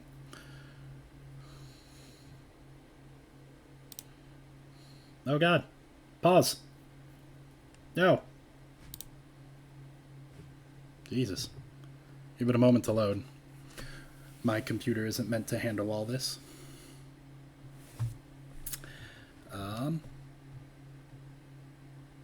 Hold on, I have to add a sound source really fast.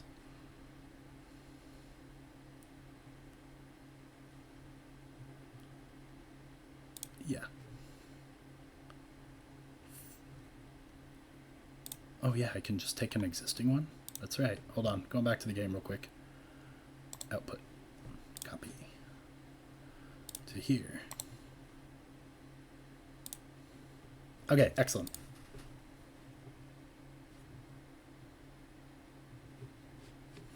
Let me make sure it's set up correctly. Sorry about that. I totally forgot about output. Yes, everything that's coming through my headphones. Alright, so this is Wargaming's video on mechanics, on view range, and concealment. I think it's very important. I think a lot of people struggle. If I feel like they're being kind of redundant, I will move on from that. And I may pause it every now and then to explain how it is in a non-complex way, if they do explain it in a complex way. So, here we go. There are many tanks, and they are all different. Big, small, with a gun and with two guns. Hundreds of vehicles. However, any tank has just two special roles in battle. It either hides or looks for other tanks. To become a successful hunter in World of Tanks, even the mouse needs to do both. Damn right, I have a scout mouse. Looking for the enemy while hiding from them is a science. Luckily, you can learn it with the help of just two things: the battle button and this video. The video where we delve into the interaction between view range and concealment. All vehicles have their tools to either spot or hide. You can affect some of them, but not others. Just like a movie starts with a trailer, tank concealment starts with checkpoints which determine when the enemy is spotted and when your position is revealed. Each vehicle has 7 checkpoints. 5 of them are purely visibility checkpoints. So as you can see, any of these parts that they just blipped are parts that can be spotted on your tank. This is hugely important when hiding in a bush.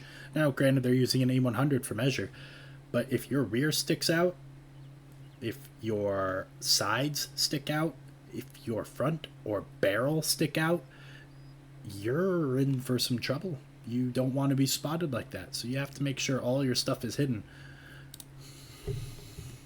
And the remaining 2 are also view range ports. Their arrangement on tanks follows the same principle. There are visibility checkpoints on all hull sides, and 1 at the point where the gun is attached to the turret. 1 view range port is at the center of the vehicle at the top, and the other is at the point where the gun is attached to the turret. The latter is a dynamic port and moves together with the turret.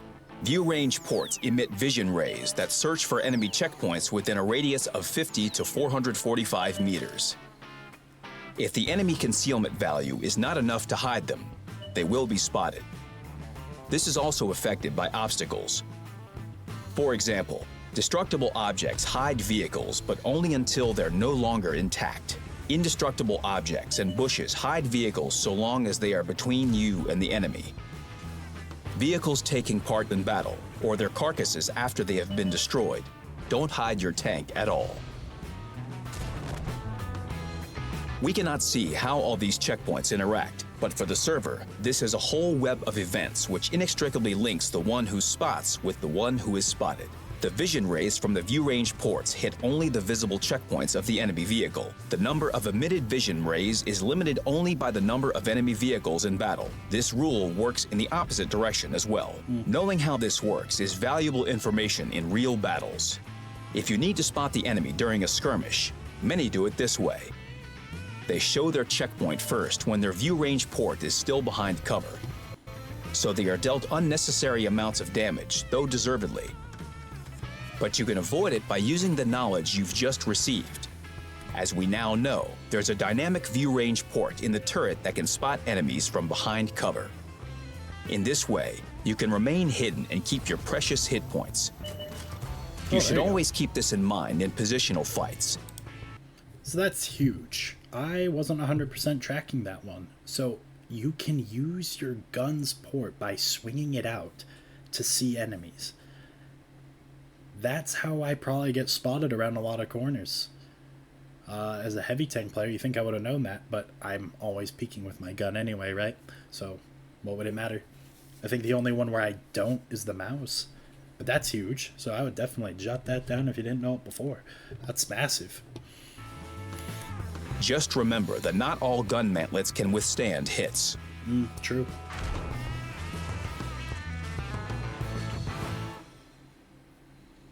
In typical battles, a game of chess unfolds between tanks. One is on the move, searching, and the other is hiding, not moving. When your vehicle is spotted, the Sixth Sense perk activates in 3 seconds. To disappear completely, you need to move far enough away or hide behind cover, making sure the enemy cannot see you. Then count the standard 10 seconds of spotting using the counter in the corner. But there are nuances. If the enemy has improved radio set equipped in a certain slot, you will be spotted for 12 seconds. No one uses that. If you add the trained crew perk and the directive for it, the spotting time can reach 16 seconds. Oof. You need to keep this in mind when you roll out to fire at the enemy again after you've been spotted. Now when you know that spotting time may be almost 2 times higher, you can punish the enemy who spotted you. But first, you need to find them. And the view range ports might not be enough in this case, because concealment is more complicated than it seems. Yep. First of all, vehicle concealment depends on the type of vehicle and its size.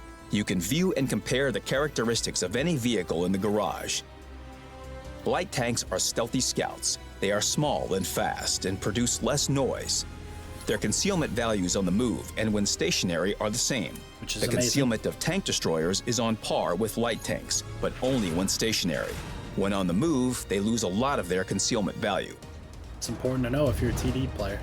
The concealment of medium tanks is a bit worse, but some of them can play as passive scouts. This is true. Regarding heavy tanks, hiding in the bushes is not for them. Their bush is a barn on Malinovka. Exactly. Any of you heavy players who sit behind bushes, you're a fucking disgrace. You have no camo. You're gonna be seen. If you're sitting in the very back, you won't be seen first, but you will be seen faster than the rest of them. No bushes for heavies, ever. Well, with the rare exception of like maybe French auto-loading heavies like 5100, 50B, etc., because they have garbage armor. But I digress. In fact, concealment is an adjustable parameter that can be increased in different ways. First of all, by applying camouflage to a tank. The idea of putting paint on tanks to camouflage them appeared at the end of World War I. There were several variants of tank camouflage. One was to cause it to fade into its surroundings with the right colors or pattern for it. Another variant of camouflage was applied to break the familiar vehicle geometry and confuse enemy gunners. It was often enough to camouflage only a part of the tank to hide its outlines. This was quite effective. The same feature is also implemented in the game. When applying a camouflage only to the vehicle's hull, the largest part of the tank, it receives the full bonus to concealment. That's why there's no need to paint the whole tank, but that doesn't stop it being something you still want to do. In real life, tank crews also contributed greatly to a vehicle's concealment. For example, more experienced tankers had a more qualitative approach to applying camouflage on their vehicles. In combat, they could disguise their tank well in the field or sneak up on the enemy using the terrain. Crew experience in the game is also important because it directly contributes to the vehicle concealment. This is about the natural cover directive and concealment skill that the crew trains over time. If this skill is trained, you can additionally increase your vehicle's concealment with the help of the Brothers in Arms perk, improved ventilation, and consumables. They won't affect vehicle concealment if the concealment skill is not trained.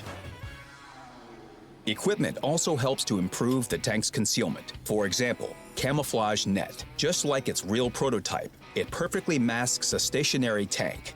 In real life, when tankers deploy a camouflage net at a stop, the true outlines of the vehicle become hidden, and it fades into the surrounding environment. In the game, the crew can deploy a camo net in just 3 seconds. In reality, the muzzle blast and propellant gases from the shot expose the tank. This is displayed in the game in a similar way. The effect of camouflage net becomes minimal when firing a shot, and the shot also affects the surrounding vegetation. The bushes within a 15-meter radius lose their masking effect. So this is super important. This is where you'll hear the term double bush quite often. And as they show in this radius, and he will probably get into it, see how he's kind of pulled back? So he probably spotted them from right here because you can't see through multiple bushes. So he probably spotted from here. So he could see through this bush. Pulled back. So now both of these bushes are solid when he's aiming. So he can't actually see the tank, but he can aim at the outline of the tank and fire. And he should not get spotted. But this is Prokhorovka, so he's sitting on that slope, right? Well, if someone's in mid and they pop up and you're firing, they're going to see you. But the guy in front of you, if he's the only guy around, won't see you. But hugely important for double bushing. If you could see an enemy through a bush, pull back until the bush is solid and then fire, and you will maintain camo more times than not, unless you have horrendous camo. If you have horrendous camo, you're still going to get seen, but more likely not. He will probably reiterate this again, but I feel it's very important to explain that that's how double bushing works. You still can get lit. It just depends on your tank's camo, which, like he said, concealment is very complicated in this game.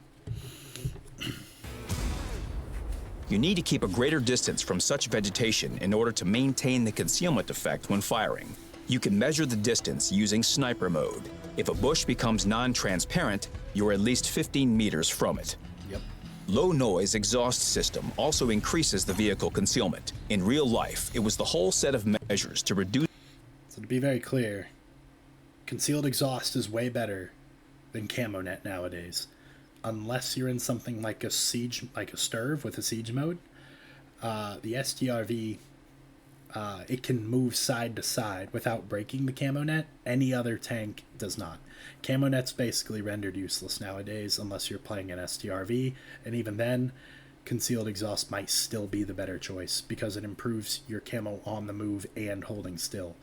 So I would highly recommend concealed exhaust over camo net personally. Reduce the amount of noise the tank made. The vehicle's modules were replaced with less noisy ones. Better mufflers were installed. Electrical engines were used to keep a stationary vehicle in a suitable combat condition. All these changes help tanks to set up effective ambushes or perform stealthy flanking maneuvers, catching the enemy off guard. In the game, the low-noise exhaust system logically provides a bonus to concealment when both on the move or stationary. But when equipped together with the camouflage net, the concealment values do not add together. Only the largest bonus will be active, which depends on the situation. You can also additionally mask your tank by hiding it in vegetation. This increases concealment in addition to the crew and equipment. The concealment coefficient depends on the density and amount of vegetation between you and the enemy. The maximum value of concealment cannot exceed 80%. If your vehicle is equipped with the Commander's Vision system, this will help reduce this value for the enemy. What does it mean in practice? When there are several thick bushes between you and an enemy vehicle, you both get additional concealment from them. The Commander's Vision system reduces the total concealment bonus your enemy gets in this way. Even if there are thickets of bushes in front of you, it won't decrease this effect. The bonus for concealment provided by trees is reduced in the same way, but there's one nuance. When a tree stands, it provides concealment only if your vehicle is at the tree's crown level. You need to fell it, and then it will mask your tank like a bush. You don't need to fell fir trees. It's important to remember that your visibility checkpoints shouldn't stick out from behind vegetation when taking position in a bush or behind a fallen tree. It's easy to check this. Just turn the camera and look at your position.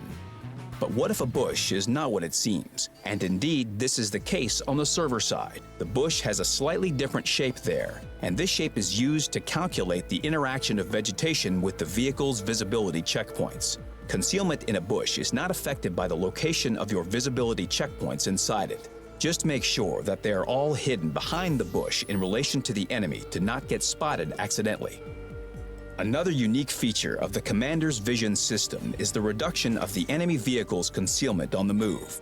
It's most effective against light tanks. The equipment breaks the familiar foundations and neutralizes their bonuses to concealment on the move. Now it will be more difficult to change position in the bushes and not get spotted. This will help bring some overconfident light tanks back down to earth. But it's easier said than done. To find a well-concealed tank, you need to understand how the view range works. The first tanks just had vision slits in their armor. This was ineffective and unsafe. As tank building developed, vision devices with protective glass appeared. They didn't provide great vision at that time, but it improved survivability. During World War II, the triplexes were made of high-quality materials, and their number in the tank allowed all crew members to monitor the situation in all directions. But the quality of vision devices wasn't the only thing that defined a vehicle's view range. An experienced commander also played an important role. When rolling out to battle, they were ready for anything, be it noticing the glare from enemy vision devices or discerning a camouflaged tank among the bushes. The view range of a tank in the game is the sum of all these real-life phenomena. You can see its value in the garage in the spotting section. The maximum distance at which a vehicle can spot the enemy is 445 meters.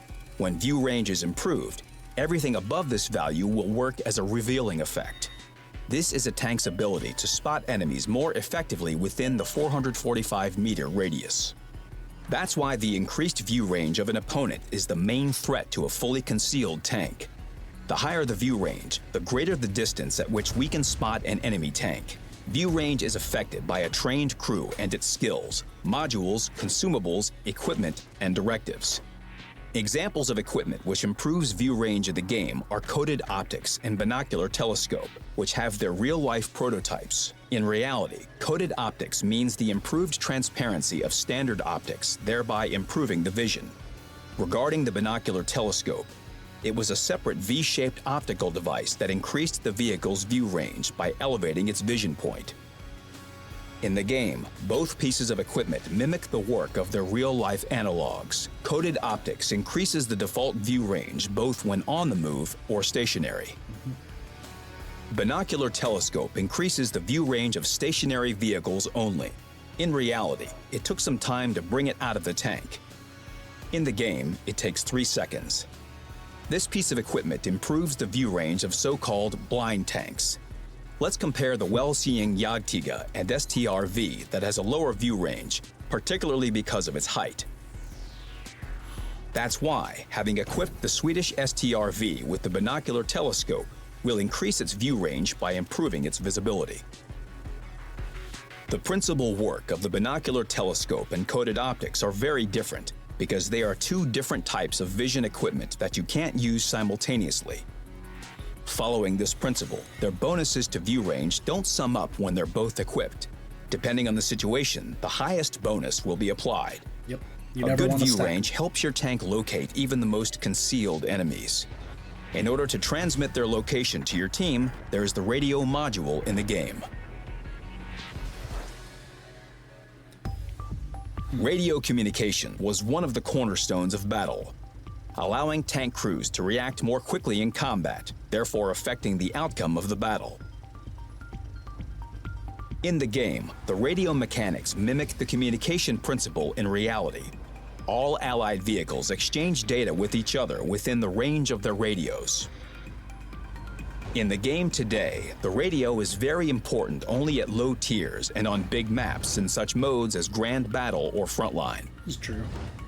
It's important to know how the radio works in the game so that your actions are more effective. For example, if an ally is out of your radio range and spots an enemy, you won't see that enemy vehicle.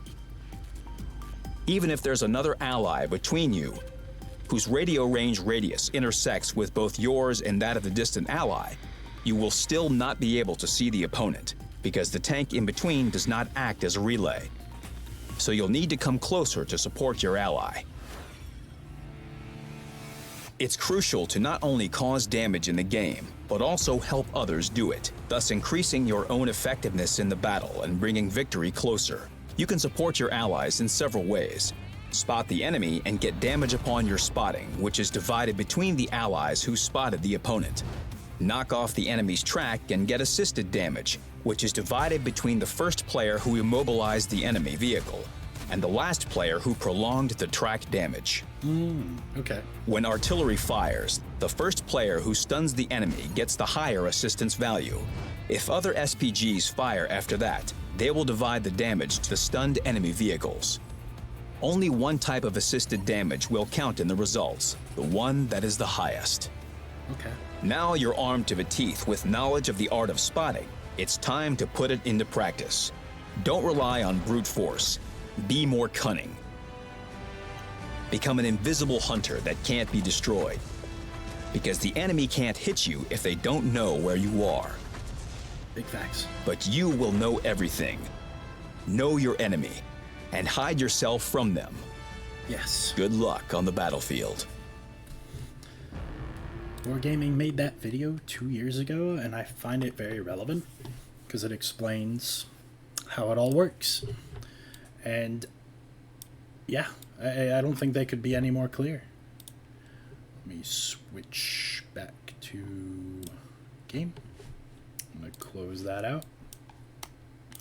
So yeah, if you didn't know how camo and all that stuff worked before, now you know.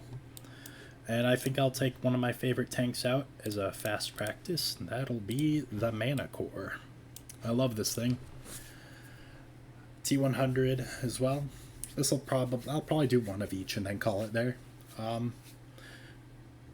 That's camo mechanics, baby. So just make sure when you're firing at that second isn't the end all be all, unless it is. That's situational. But more times than not, it's not the end all be all. It's like when I was in the 1375 and I was, or the 12T, my bad, and I was hitting the Zdimka, and I was waiting until his viewport was covered to hit him, and I was just hitting him in the open. Like, there was nothing he could do about it. And we could not have gotten a better map for this. Issue with this: there's an enemy Mana Core. We are each other's equal, and depending on where he goes, could foil my plans. But I've got a pretty well trained crew. I think I've got about 5 skills, just about. So we're about to find out. My view range is pretty freaking good on this, so what I'm going to do is I'm going to crawl through these bushes. My main goal is I want to find the enemy Mana Core first, but maybe it's better I let him come to me. So what I'm going to do is I'm going to sit here. I'm going to crawl backwards and try to find him. Now that I found him, I need to run like hell.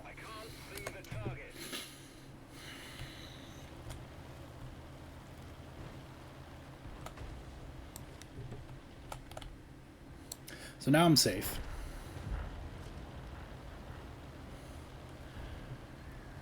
Now that's the sacrifice of being a scout. Your most important job is killing the enemy scout. You need to find and destroy the enemy. If you do not, your team suffers. Now, how soon? It depends. In this scenario, on this flank, you want to do it ASAP. On most other maps, you can probably take your time. But you don't want to take too much time, because as long as the enemy's vision is up, your team suffers. So as you can see, I'm crawling. This is kind of doing my thing. I'm very familiar with the route over here, and what I like to do is get completely behind the enemy.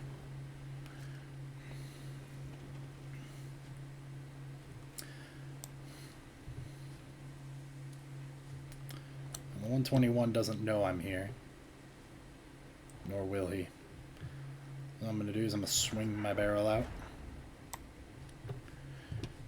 Our Artie killed their Artie. Very nice. And I will sit here and be a pest. I will not fire. There is nowhere I can fire where I'll be safe. So I will stay out here.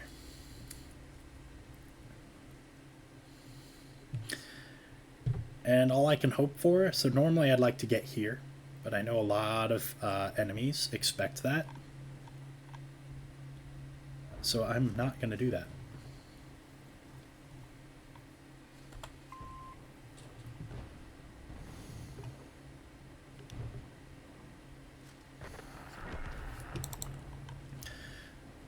Okay, now that that's taken care of, I'm going to keep crawling backwards.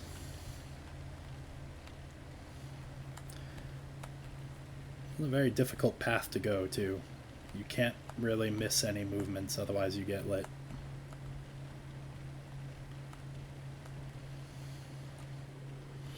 So now I'm here.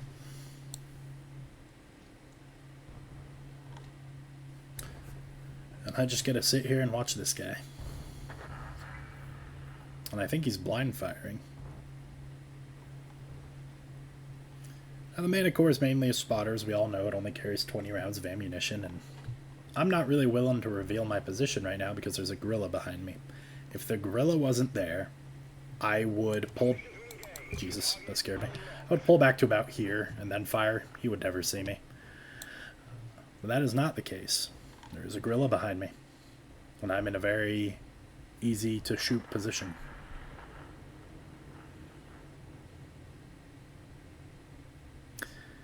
The big issue is I cannot see that guy. There's a bush in the way. So what I'm going to do, I'm going to kind of crawl, right? Best of my abilities. Now I can see him. Yep, he's starting to move. That's good for me.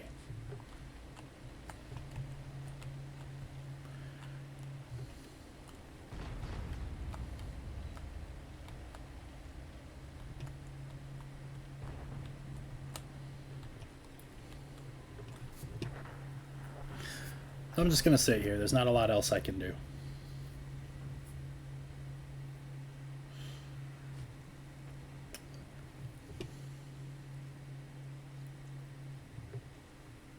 I suppose I could go forward, and I could hit him when he comes around like that, without being seen.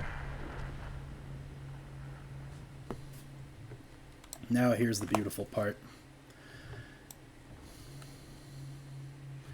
The Jaegeroo's tall. Its view range isn't absolutely blind. So we're going to use these extra bushes right here. I'm going to pop back, see how I can't see him.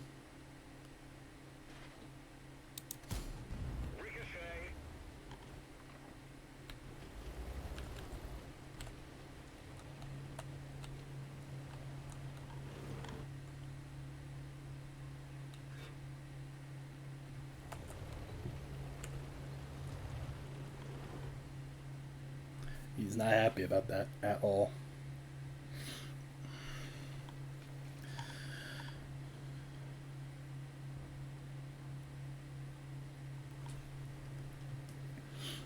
Well, this is just the art of camouflage right here. What would probably be smart for me is to head back. Looks like our heavy team fell pretty hard. Okay, now he's behind cover, so he won't see me. So what I'm going to kind of do is just get back over here and see if I can spot anything without getting too involved. I'm clearly not needed out here anymore. So what I'm going to do is I'm going to go all the way around and see if I can help our Progetto and our Leo get hits on that UDES. This match looks pretty losing. I don't think we're going to see a victory here. But I think the intro said everything for itself. And I was able to demonstrate firing at the bushes, and that Jaegeroo didn't see me. I was probably less than 100 meters away from him. Or, no, that's an exaggeration. I was probably about 100 meters away from him.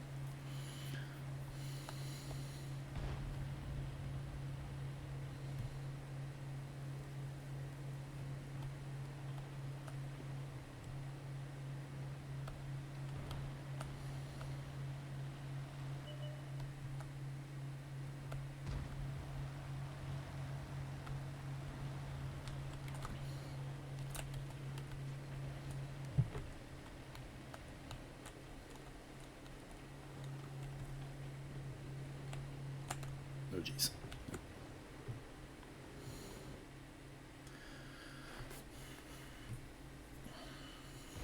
So I'm kind of going to be the buffer for my team the best I can. Issue is I'm only one scout, so this was not a great game. A lot of the time I didn't really have any snipers, so like For example, the gorilla was able to get all the way up after I spotted him in the open. It just happens. There's not a whole lot you can do about it.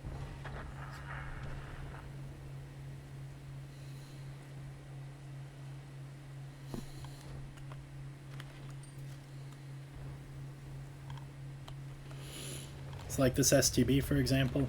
You ain't gonna see me.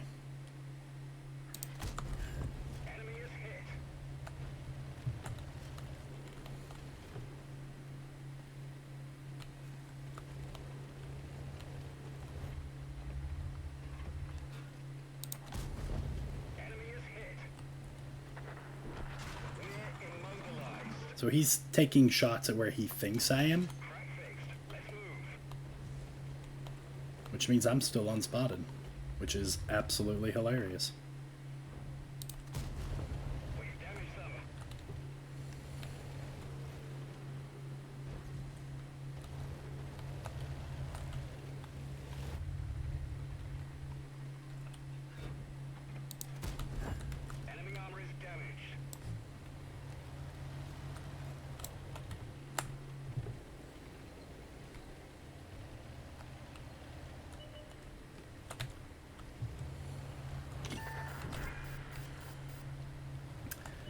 Now that I didn't plan for.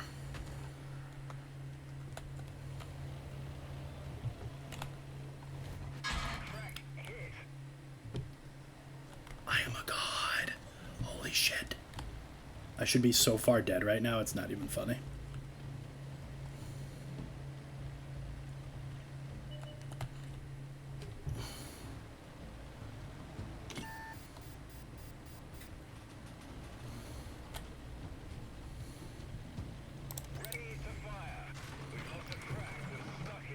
I should not be alive. I won't be in a second. Oh, he missed. What the fuck?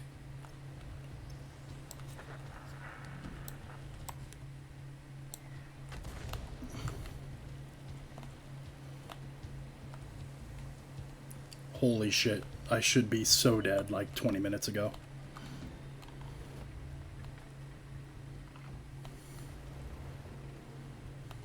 Oh my god. Ooh.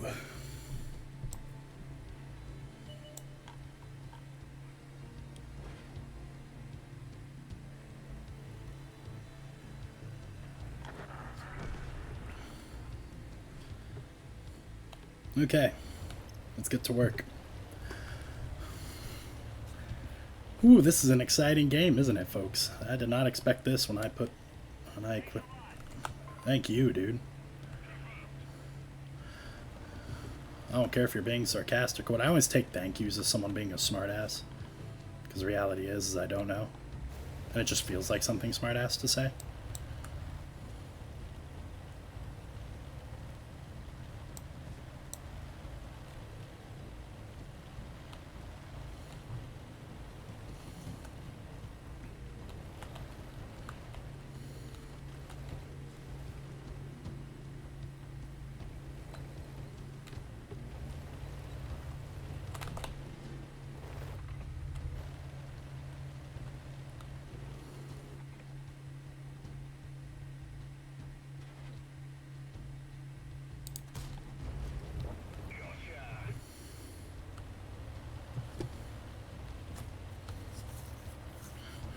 So I knew he wouldn't spot me from that far out. I have a super low profile, super high camo, so I knew he wasn't going to see me, and he was also running away from me. So I don't always pull back from the bush if I know I can get the shot.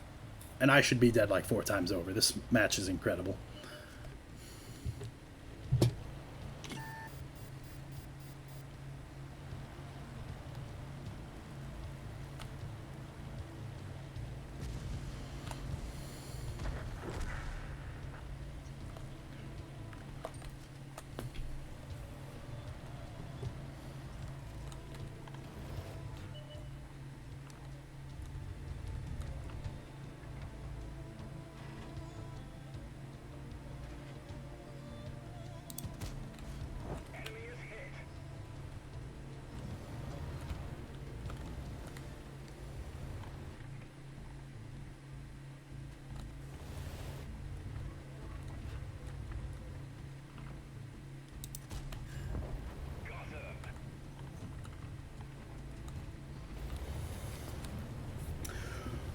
Wow, that was exciting. This isn't even like an amazing game in the Mana Core. This is just my team got in a bad situation. I thought we were going to lose.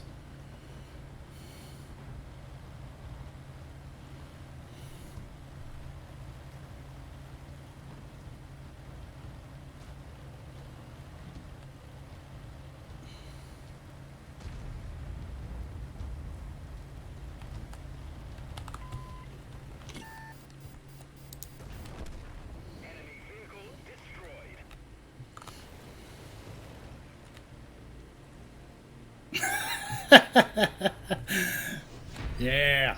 Yeah. I can't raise my barrel. Ooh. I should have been dead umpteen times over. Holy shit.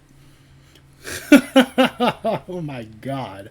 I was alive by sheer RNG. Holy fuck, that was an exciting game. About almost 6K. That's crazy. Top by XP. I did almost 3K damage as well. I wasn't even paying attention to that. Whew. That was intense. That was fun. That was really fun. That was probably one of the most, fun games of World of Tanks I've had in a while. I was confident we were going to lose. How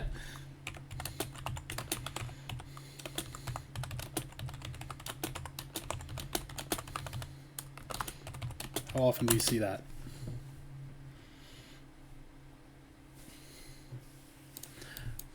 I was alive by sheer luck. Like, I should have died like 4 fucking times.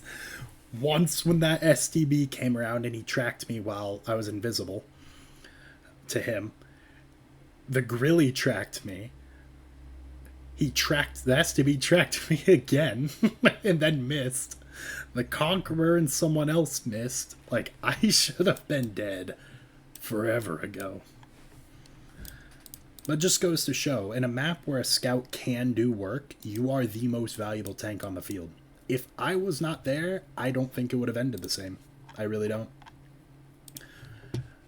Because that Udez was still alive, and they've got good camo for a medium. And he only got spotted because I was basically right next to him.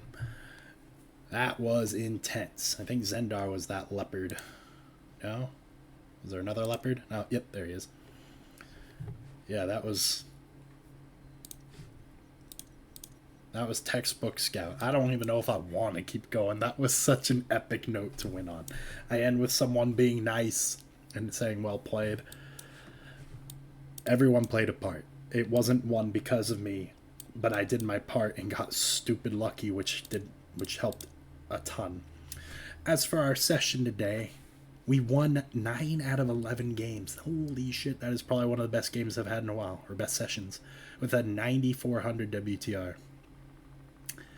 I done did good. Today's scouts were epic. The only reason I picked the Mana Core is because it has the low vision, etc. A lot of why I won that is my camo at 52%. That is insane. I only think a couple more tanks in the game can get higher. I think the E25 and like a UE57 can get higher. But that's camo mechanics in a nutshell. I couldn't have asked for a better match. I couldn't have asked for a better... That was the best example. I'm actually going to end it here.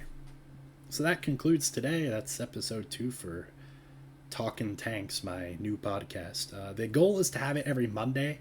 I did not sleep well this weekend, so I had to pull a 48-hour to reset on Mondays. But the goal is Mondays. And my YouTube has been added to my Twitch page. It's not, I don't have a button, so you'll have to copy and paste the link. I apologize. But that's where I'm putting these podcasts. I'll have to, I'm practicing with editing, so give me time. The episode will be there. It's kind of annoying because I have to listen to myself talk for the entirety of my stream recording to find out what parts I want to take out and what parts I want to leave in. I think I did pretty good today on my own for the first time in a bit. I think I was able to talk about a lot. I hope everyone got a really good idea of the French Scout line and how concealment and view range works. I even learned myself that I can see with my gun. That's fucking crazy because I always thought it was the Cupola. So I'm so stoked. Today felt awesome, and I could not have ended on a cooler match. It's just like perfect ending, right? I wanted to do two, but my Mana Core serves me proper. I absolutely love the Mana Core. One of the best track scouts you can get in the game. Highly recommend it. Super hard to mark, but fucking worth it. So yeah, that's it for today. That's Talkin Tanks episode 2. I'll be back next Monday. I do stream randomly throughout the week. I will try to put my Twitch calendar up for Talking Tanks every Monday. If things change, it's because I've been lacking sleep a lot lately, and I'll just do it makeup day like I did today. But I'll try to keep everyone posted on that. So just keep an eye on my calendar. I will update it today or tomorrow, as I am pretty busy today. I've got a couple more things I got to do. Yeah. Thank you all so much. Let's look for someone to raid, shall we? I hope these podcasts are helping. It's more of a stream / podcast. Hawk couldn't be here today as much as I would have loved him to. So, did not get to have someone else talking with me. I could have asked Racer, but I wanted to see how I do on my own. But everyone's been awesome. It's been fun. I actually had a lot of fun today talking. So let's see who we got. Cool. Let's go say hi to Major Skills.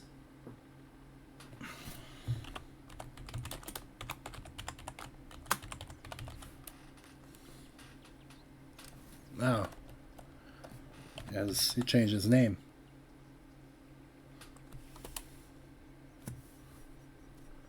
At least I think he did. Yeah, he did. Okay, cool. That's new for me. I hope everyone has a wonderful weekend. It's been super cool.